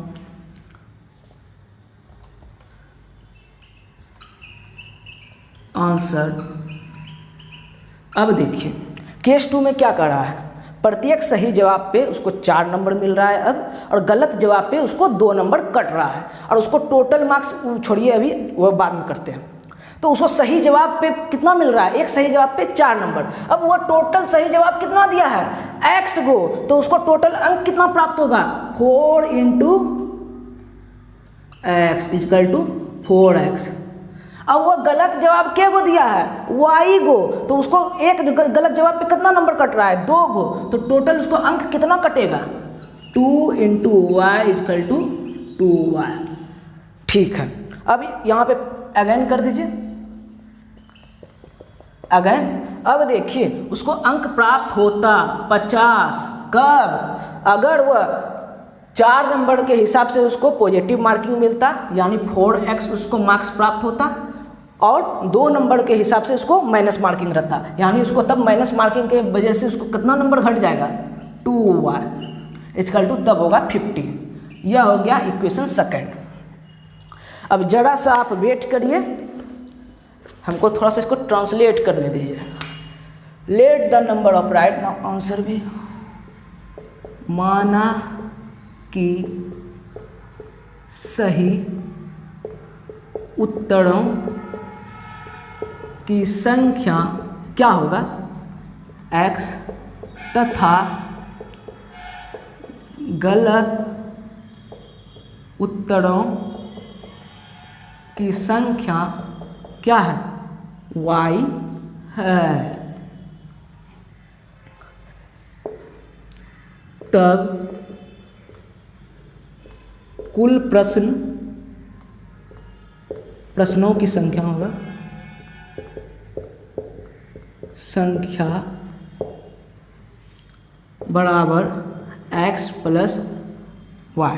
ठीक है, अब यहाँ पे केस 1 के जगह पे आपको लिखना है हिंदी वाले को स्थिति 1। ठीक है, अब यहाँ पे हम लिख रहे हैं, एगो का ट्रांसलेट करेंगे, दूसरा का आप कर लीजिए क्योंकि यहाँ पे जगह थोड़ा सा कम है। Marks obtained by right answer, तो सही उत्तरों द्वारा, ये 2 संजोग है, प्राप्त अंक बराबर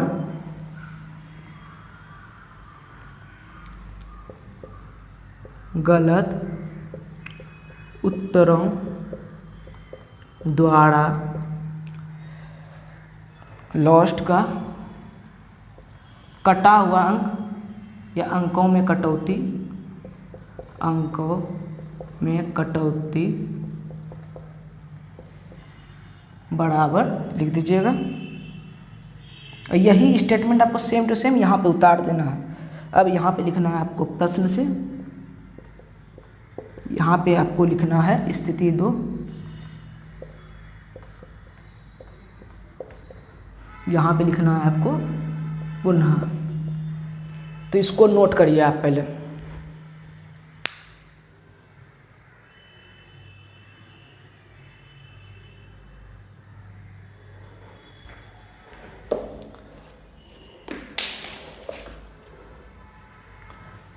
अब हमको चलिए उधर बनाते हैं। 2 इक्वेशन आ गया है, अब दोनों इक्वेशन को हमको करना है सॉल्व। तो देखिए क्या कोफिशिएंट बराबर है कोई भी वेरिएबल का, इसका x का 3 है, इसका 4 है, इसका 2 है, इसका 1 है। तो एक काम कर सकते हैं, इक्वेशन फर्स्ट में अगर हम 2 से गुना कर देंगे तब हम इसको एलिमिनेशन मेथड से सॉल्व कर सकते हैं। तो हम यहाँ पे डायरेक्ट लिख रहे हैं, यहाँ पे 3x है, यहाँ पे y है। ठीक है, डायरेक्ट हम कर रहे हैं 3x minus Y is equal to 40 into 2। यहाँ पर आप लिख दीजिएगा, नहीं तो अभी रुकिए हम लिख देंगे। अब गुना करने पे हम क्या पा रहे हैं देखिए, 6x minus 2y is equal to 80। यह हो गया आपका इक्वेशन थर्ड। अब हम करेंगे 3 माइनस 1।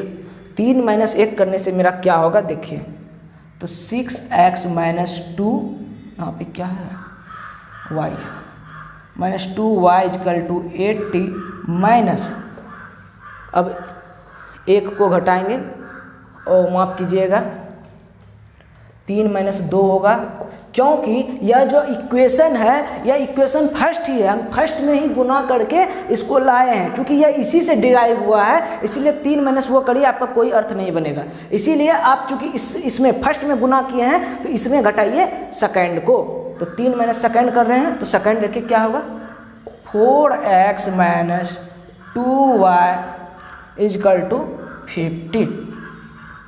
माइनस लगाएं तो चिन्ह बदलेगा, माइनस प्लस माइनस, 6 में 4 गया 2x, ये तो ख़त्म हो गया, 80 में 50 गया 30, इसलिए x बराबर आ गया मेरा 15।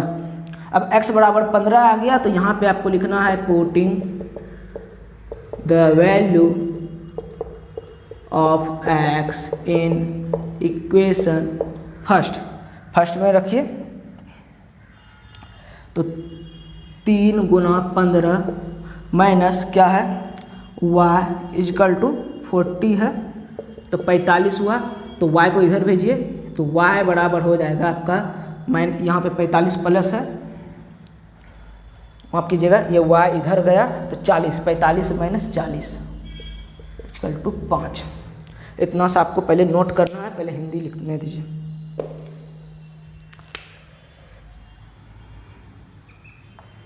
मल्टीप्लाइंग इक्वेशन फर्स्ट बाय 2, समीकरण 2 में 2 से गुना करने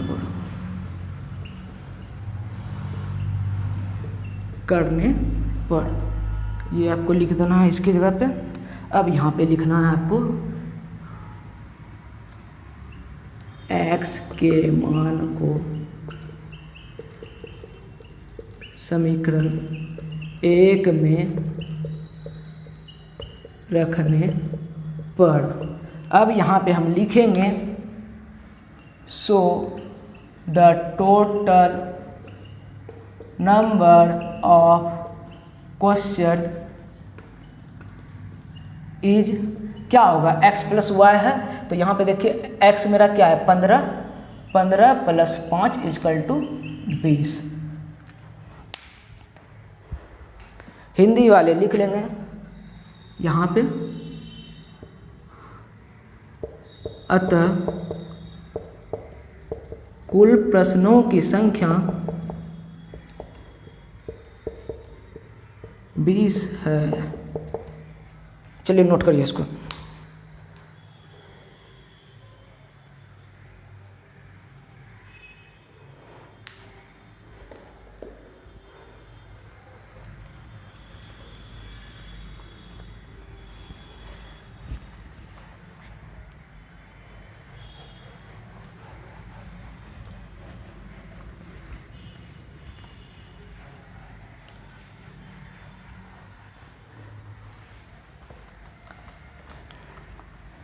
अभी जैसा आपका समय आ गया है सितंबर, हम उम्मीद करते हैं आप एसएसटी हिंदी सब पढ़ रहे होंगे। देखिए वो सब ऐसा सब्जेक्ट है जो जल्दी कोई टीचर पढ़ाते नहीं हैं, और बच्चे भी करते क्या हैं, सिर्फ मैथ और साइंस, सिर्फ मैथ और साइंस, मैथ साइंस को साल भर पढ़ते हैं, और एसएसटी हिंदी को तो भूल ही जाते हैं। एसएसटी करते हैं क्या, लास्ट में गाइड आता है उसको रट्टा मारने लगते हैं, और रट्टा मराता नहीं है तो प्रेशर में आते हैं, टेंशन में आते हैं, और इसके वजह से वो मैथ साइंस में भी दिक्कत हो जाता है, रिवीजन नहीं हो पाता है। तो सही तरीका यह होगा, अभी भी समय कुछ नहीं बिगड़ा है, सितंबर अभी 15 चल रहा है, तो आप कम से कम डेली बुक पढ़िए। सबसे हम अच्छा बेस्ट तरीका बता रहे हैं, हम अपने समय में भी बुक पढ़े थे, लाइन बाय लाइन पढ़े थे, और शुरू से लेके अंत तक सारा बुक पढ़ लिए थे, उसको अंडरलाइन पेंसिल से करते जा रहे थे। और फिर दूसरे बार जब आप बुक पढ़िएगा तो वो जो अंडरलाइन किया हुआ वर्ड है उसको सिर्फ देखना है। यह हुआ आपका तरीका फास्ट, मतलब आप जल्दी से जल्दी में कोई किताब को 2-3 बार पढ़ सकते हैं। और यदि आप किताब लाइन बाय लाइन पढ़ लिए, आपको उसका हिस्ट्री अच्छे से दिमाग में है, तो आप मेरा यकीन मानिए ऑब्जेक्टिव वो फिर कहीं से दे आप सॉल्व कर दीजिएगा। वो बच्चा कहता है ना कि ऑब्जेक्टिव बाहर से आ गया था, आउट ऑफ क्वेश्चन था, ऐसे था वैसे था, वैसा कुछ नहीं होता। हाँ होता है कहीं भी कभी कहीं एक दो क्वेश्चन इधर उधर का हो जाता है, लेकिन जो बच्चा बुक पढ़ा हुआ है वो टेंशन नहीं ले, उसका सारा का सारा अधिकतर बनना ही चाहिए और बनेगा ही। तो कोशिश कीजिए। हिंदी और एसएसटी क्या है, बुक तो सिर्फ पढ़ना है, आप पढ़िए और डेली रीडिंग डालिए। रीडिंग डालिएगा तो आपको आंसर लिखने का कला भी खुद से विकसित होगा कि किताबी भाषा क्या है, उसको शुद्ध रूप क्या है, किस रूप में लिखा जा सकता है। तो वो चीज़ कोई टीचर आपको नहीं बता पाएगा, वो तो सिर्फ आंसर लिख देगा, आपको उसको रट्टा मारिए। और नहीं तो लास्ट में होगा क्या, बीबीआई क्वेश्चन रट लीजिए, यही एग्जाम में आएगा, जो सबसे एकदम हमको खराब लगता है। चलिए 4 नंबर क्वेश्चन देखिए।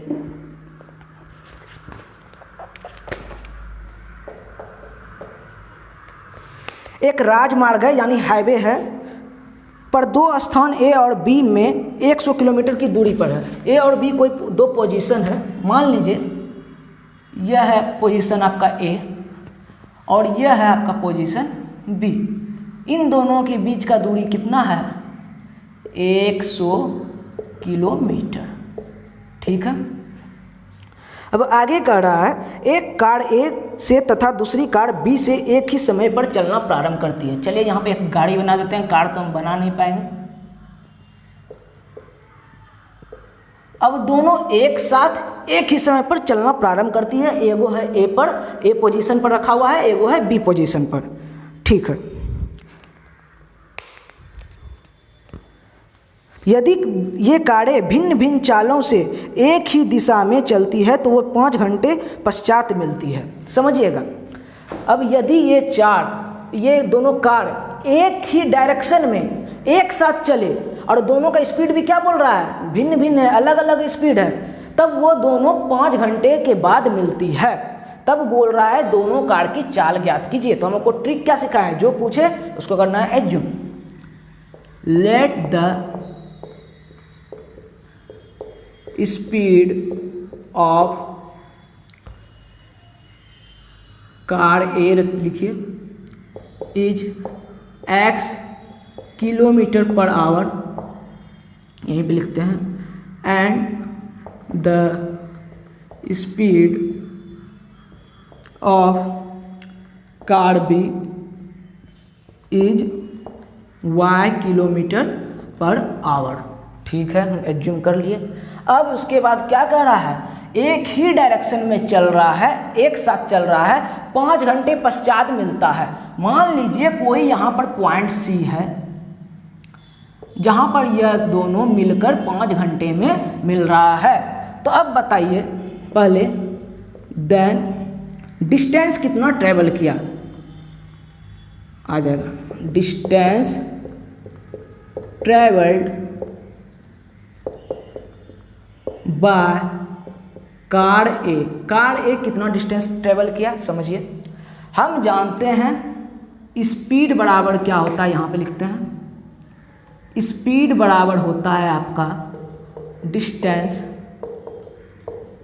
Upon time.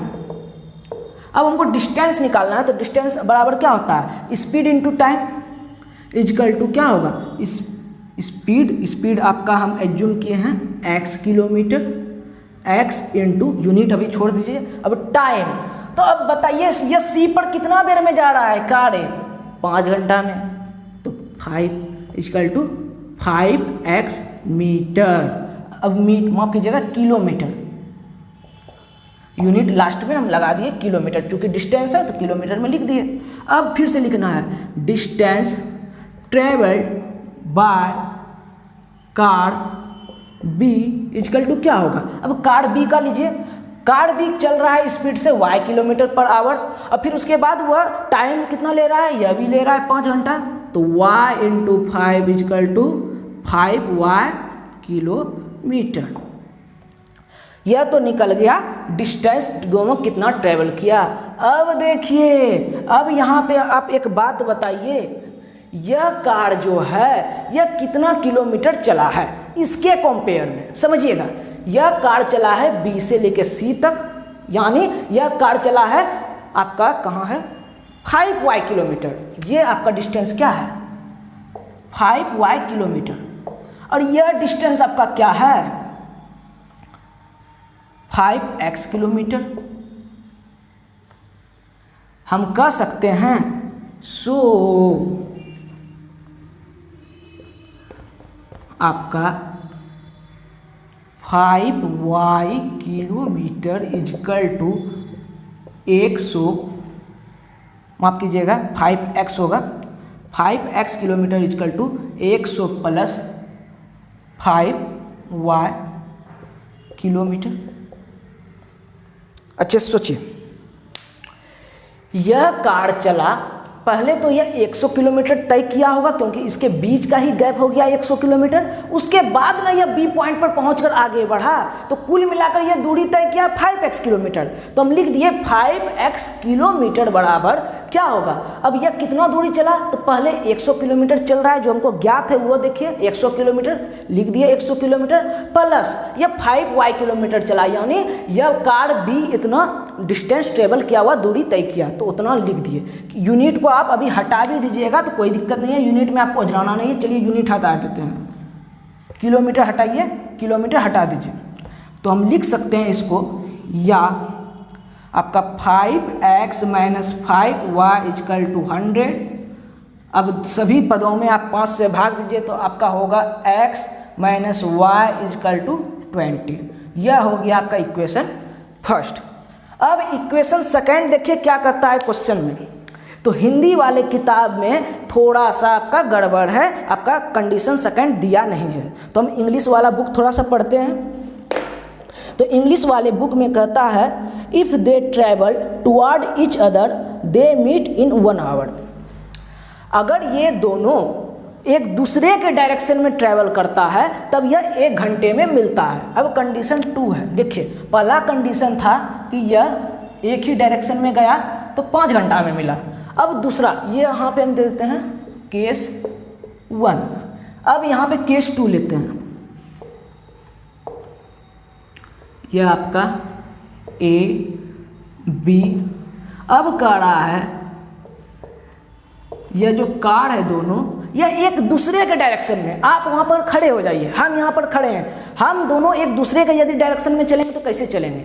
आप हैं मेरे सामने तो हम आपके डायरेक्शन में चले ऐसे, अब आप हैं मेरे अब आप हैं यहाँ पर, समझिएगा, आप चलिएगा मेरे डायरेक्शन में ऐसे, यानी आप चलिएगा उधर से, हम चलेंगे इधर से, एक दूसरे के डायरेक्शन में। तो यह कार चला इस साइड, अब यह कार चला इस साइड, ठीक है।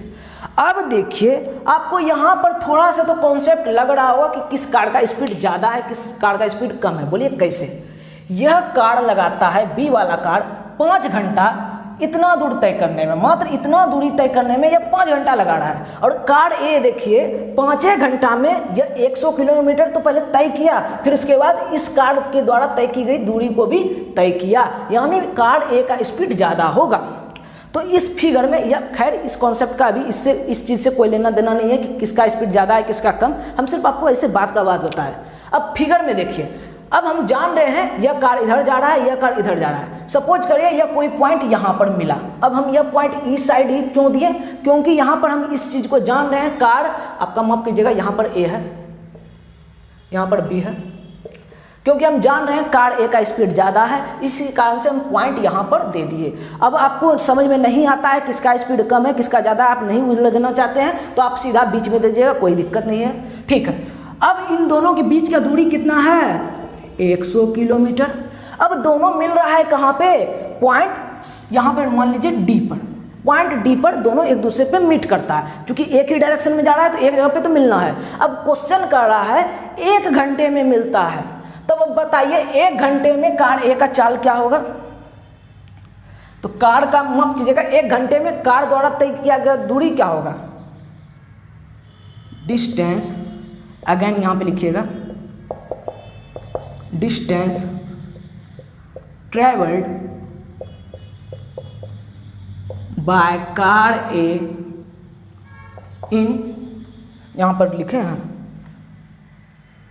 यहाँ पर लिखना होगा लिख दीजिएगा इन 5 आवर।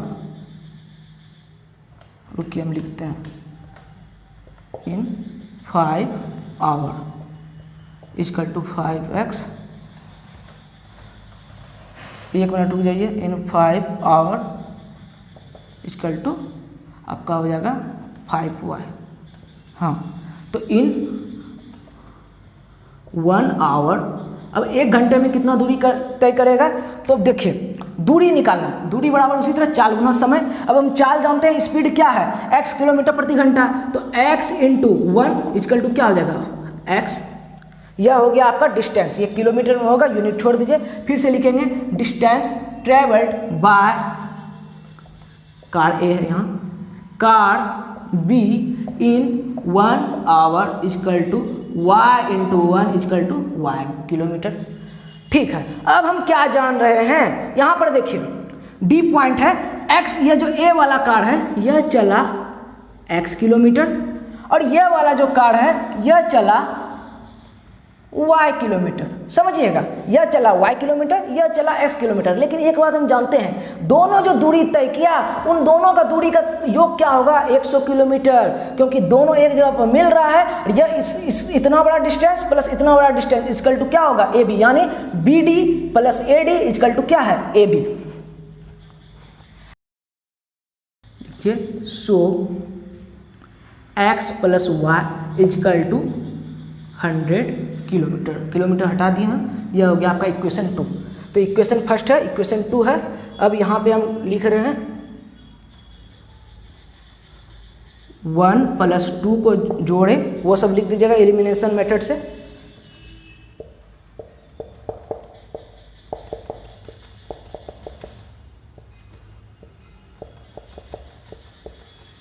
चलिए थोड़ा सा जगह देते हैं। अब 1 प्लस 2 किए, क्यों? क्योंकि हम देख रहे हैं यहाँ पे x प्लस में है और यहाँ पे आपका कहाँ गया? माफ कीजिएगा, वहाँ y प्लस में है और y यहाँ पे माइनस में है। तो जोड़ेंगे तो मेरा क्या आएगा? x minus y equal to 20, x plus y equal to 100। अब कट गया y मेरा, तो 2x इक्वल टू आ गया 120, इसलिए x बराबर आ गया मेरा 60। इसलिए y बराबर मेरा क्या आएगा? y बराबर इसी से निकाल लीजिए x माइनस 20, y बराबर x माइनस 20 बराबर 60 माइनस 20 इक्वल टू 40। इतना सा पहले आपको करना है, लेकिन आप एकदम 1 मिनट रुक जाइए। माना कि कार A की चाल x किलोमीटर प्रति घंटा और कार B की चाल y किलोमीटर प्रति घंटा है। ठीक है, तब यहाँ पे लिखते हैं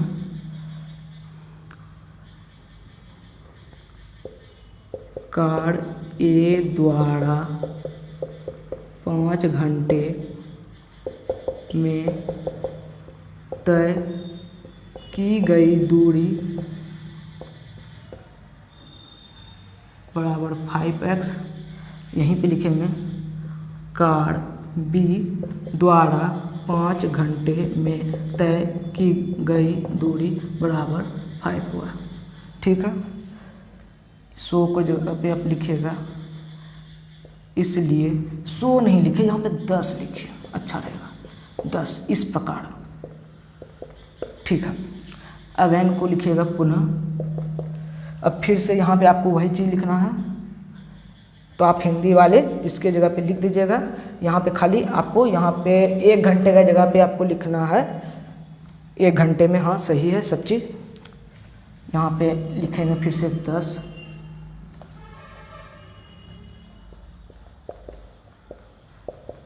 इसको उतार लीजिएगा, यहाँ पर अच्छे से बना लीजिएगा फेयर में।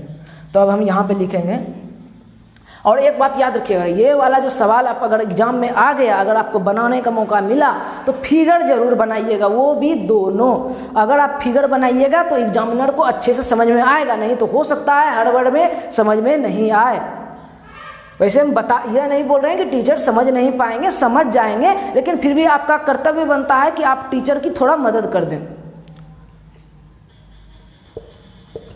विलोपन विधि से, अब यहाँ पे आप लिख दीजिएगा, यह आ गया। अब आपको एक स्टेटमेंट यहाँ पर हमको लिखना है।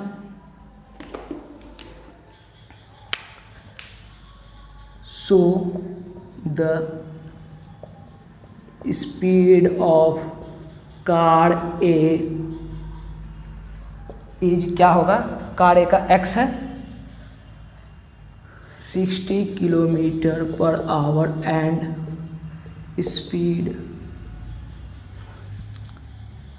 ऑफ कार बी इज, क्या होगा, 40 किलोमीटर पर आवर। यहाँ पे लिख देते हैं हम,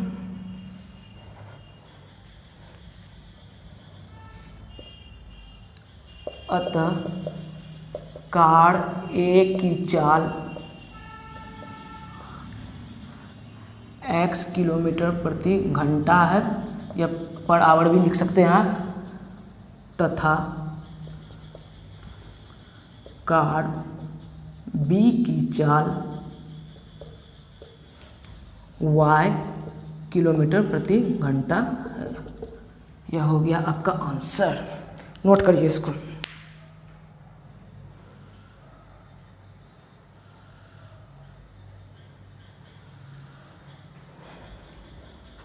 अब लास्ट क्वेश्चन तेजी से देख लीजिए।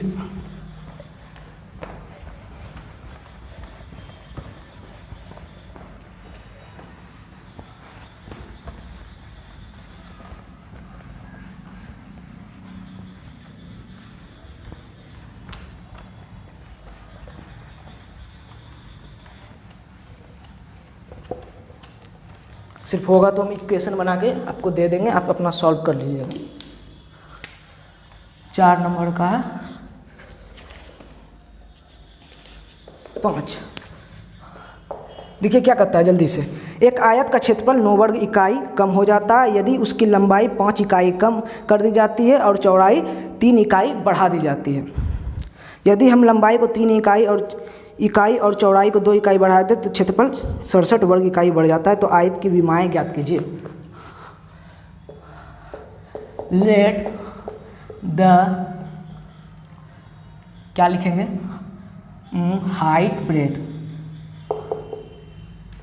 Height of the rectangle be x, metre में दिया हुआ है, यूनिट में दिया हुआ है तो unit, and the breadth of the rectangle by unit।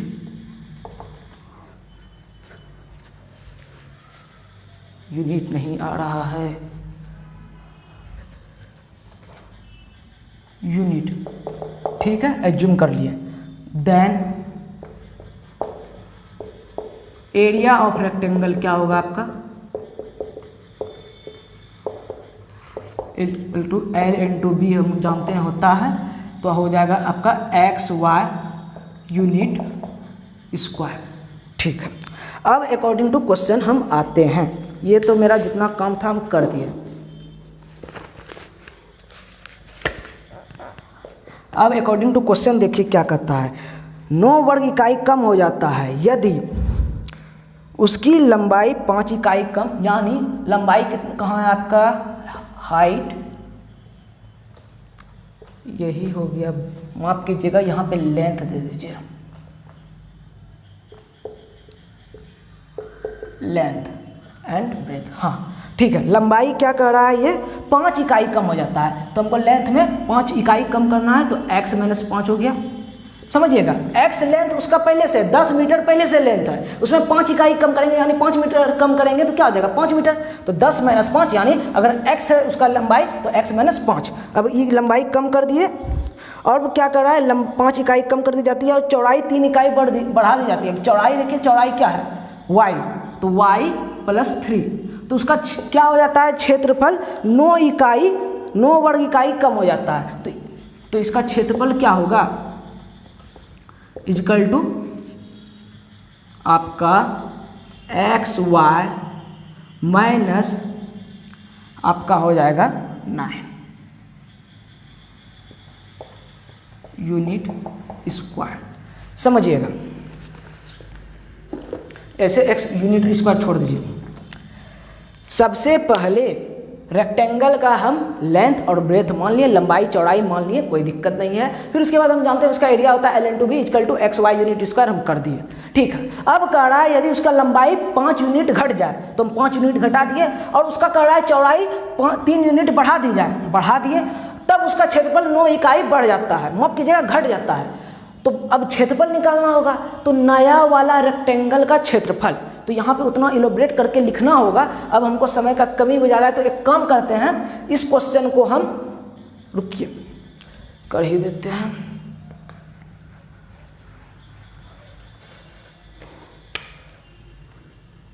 Case first,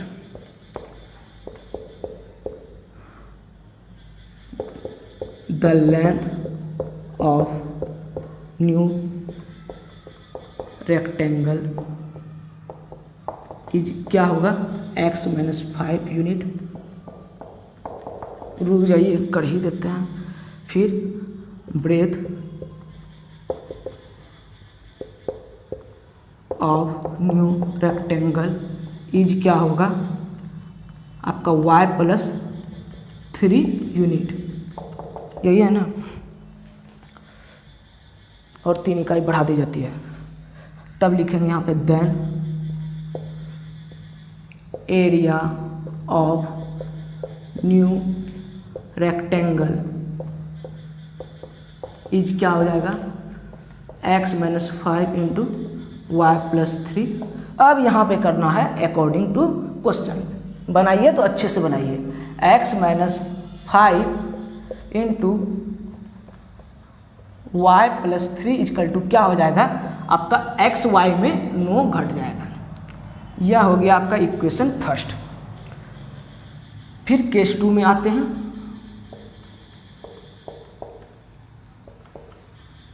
the area of new rectangle, माफ कीजिएगा एरिया नहीं लेंथ, इक्वल टू क्या होगा 3 इकाई लंबाई को और चौड़ाई को 2 इकाई बढ़ा दें, दोनों में बढ़ाना है, तो x + 3 और यहाँ पे लिखना है the breadth of new rectangle equal to y + 3। तो इसी तरह हम कर सकते हैं then area of new rectangle equal to हो जाएगा आपका x + 3 × y + 3। अब अकॉर्डिंग टू क्वेश्चन या यहाँ पे अगेन दीजिएगा, या अकॉर्डिंग टू क्वेश्चन भी आपका चल सकता है। x + 3 × y + 3 इक्वल टू क्या हो जाता है क्षेत्रफल 67 वर्ग इकाई बढ़ जाती है XY + 16। तब इसका डायमेंशन निकालना है। पहले हिंदी हमको लिखने दीजिए।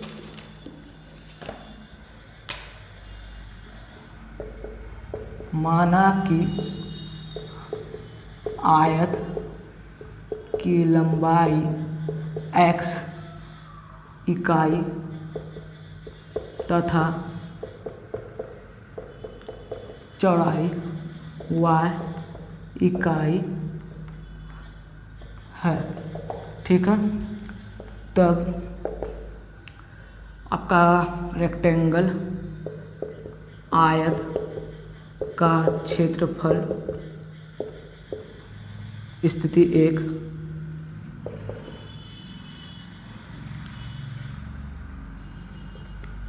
नए आयत की लंबाई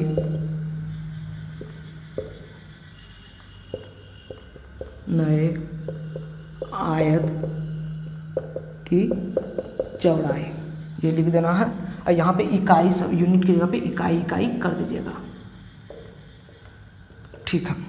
अब तब नए आयत का क्षेत्रफल, अब ये स्टेटमेंट को यहीं पे आपको लिख लेना है, हम इसको दोबारा हिंदी में नहीं लिखेंगे, ठीक है। अब इसको चलिए सॉल्व करते हैं। तो मेरा होगा x y plus 3x minus, यहाँ पे क्या है 5 है, minus x y plus 3x minus 5y minus 15 is equal to x y minus 9। इसको सॉल्व करिए तो x y plus plus cut जाएगा, इधर आ जाएगा तो कट जाएगा 3x माइनस 5y, 15 माइनस में तो इधर भेजिए, 15 में 9 गया, आपका बचेगा 6। यह हो गया आपका इक्वेशन फर्स्ट, माफ कीजिएगा इक्वेशन इसको थर्ड बनाइए, फर्स्ट सेकंड तो बना हुआ है, ठीक है। यहाँ पे भी आप करिए तो एक्स वाई, यहाँ पे इसको सिंपल गुना करना है आपका, अपने कट जाएगा x y plus 3x plus 3y plus 9 equal to क्या होगा x y plus 67, x y इधर भेजिए कट जाएगा तो होगा मेरा क्या 3x प्लस 3y, 9 को उधर भेजिए तो आपका बचेगा 7 खत्म हो गया 58, 58, 260 दोनों, हाँ ठीक है। यह हो गया इक्वेशन 4। आपका हम इक्वेशन थर्ड और इक्वेशन 4 निकाल चुके हैं। आप उससे x और y का वैल्यू निकाल दीजिए और लिख दीजिएगा फिर यहाँ पे लेट के जगह पे सो द, यहाँ पे लिखना है आंसर में so the length of the rectangle be के जगह पे लिखना है इज x के जगह पे जो आएगा उतना unit, and the breadth of the rectangle be के जगह पे फिर से इज y यूनिट। और हिंदी वाले अतः इसके जगह पे लिखेंगे,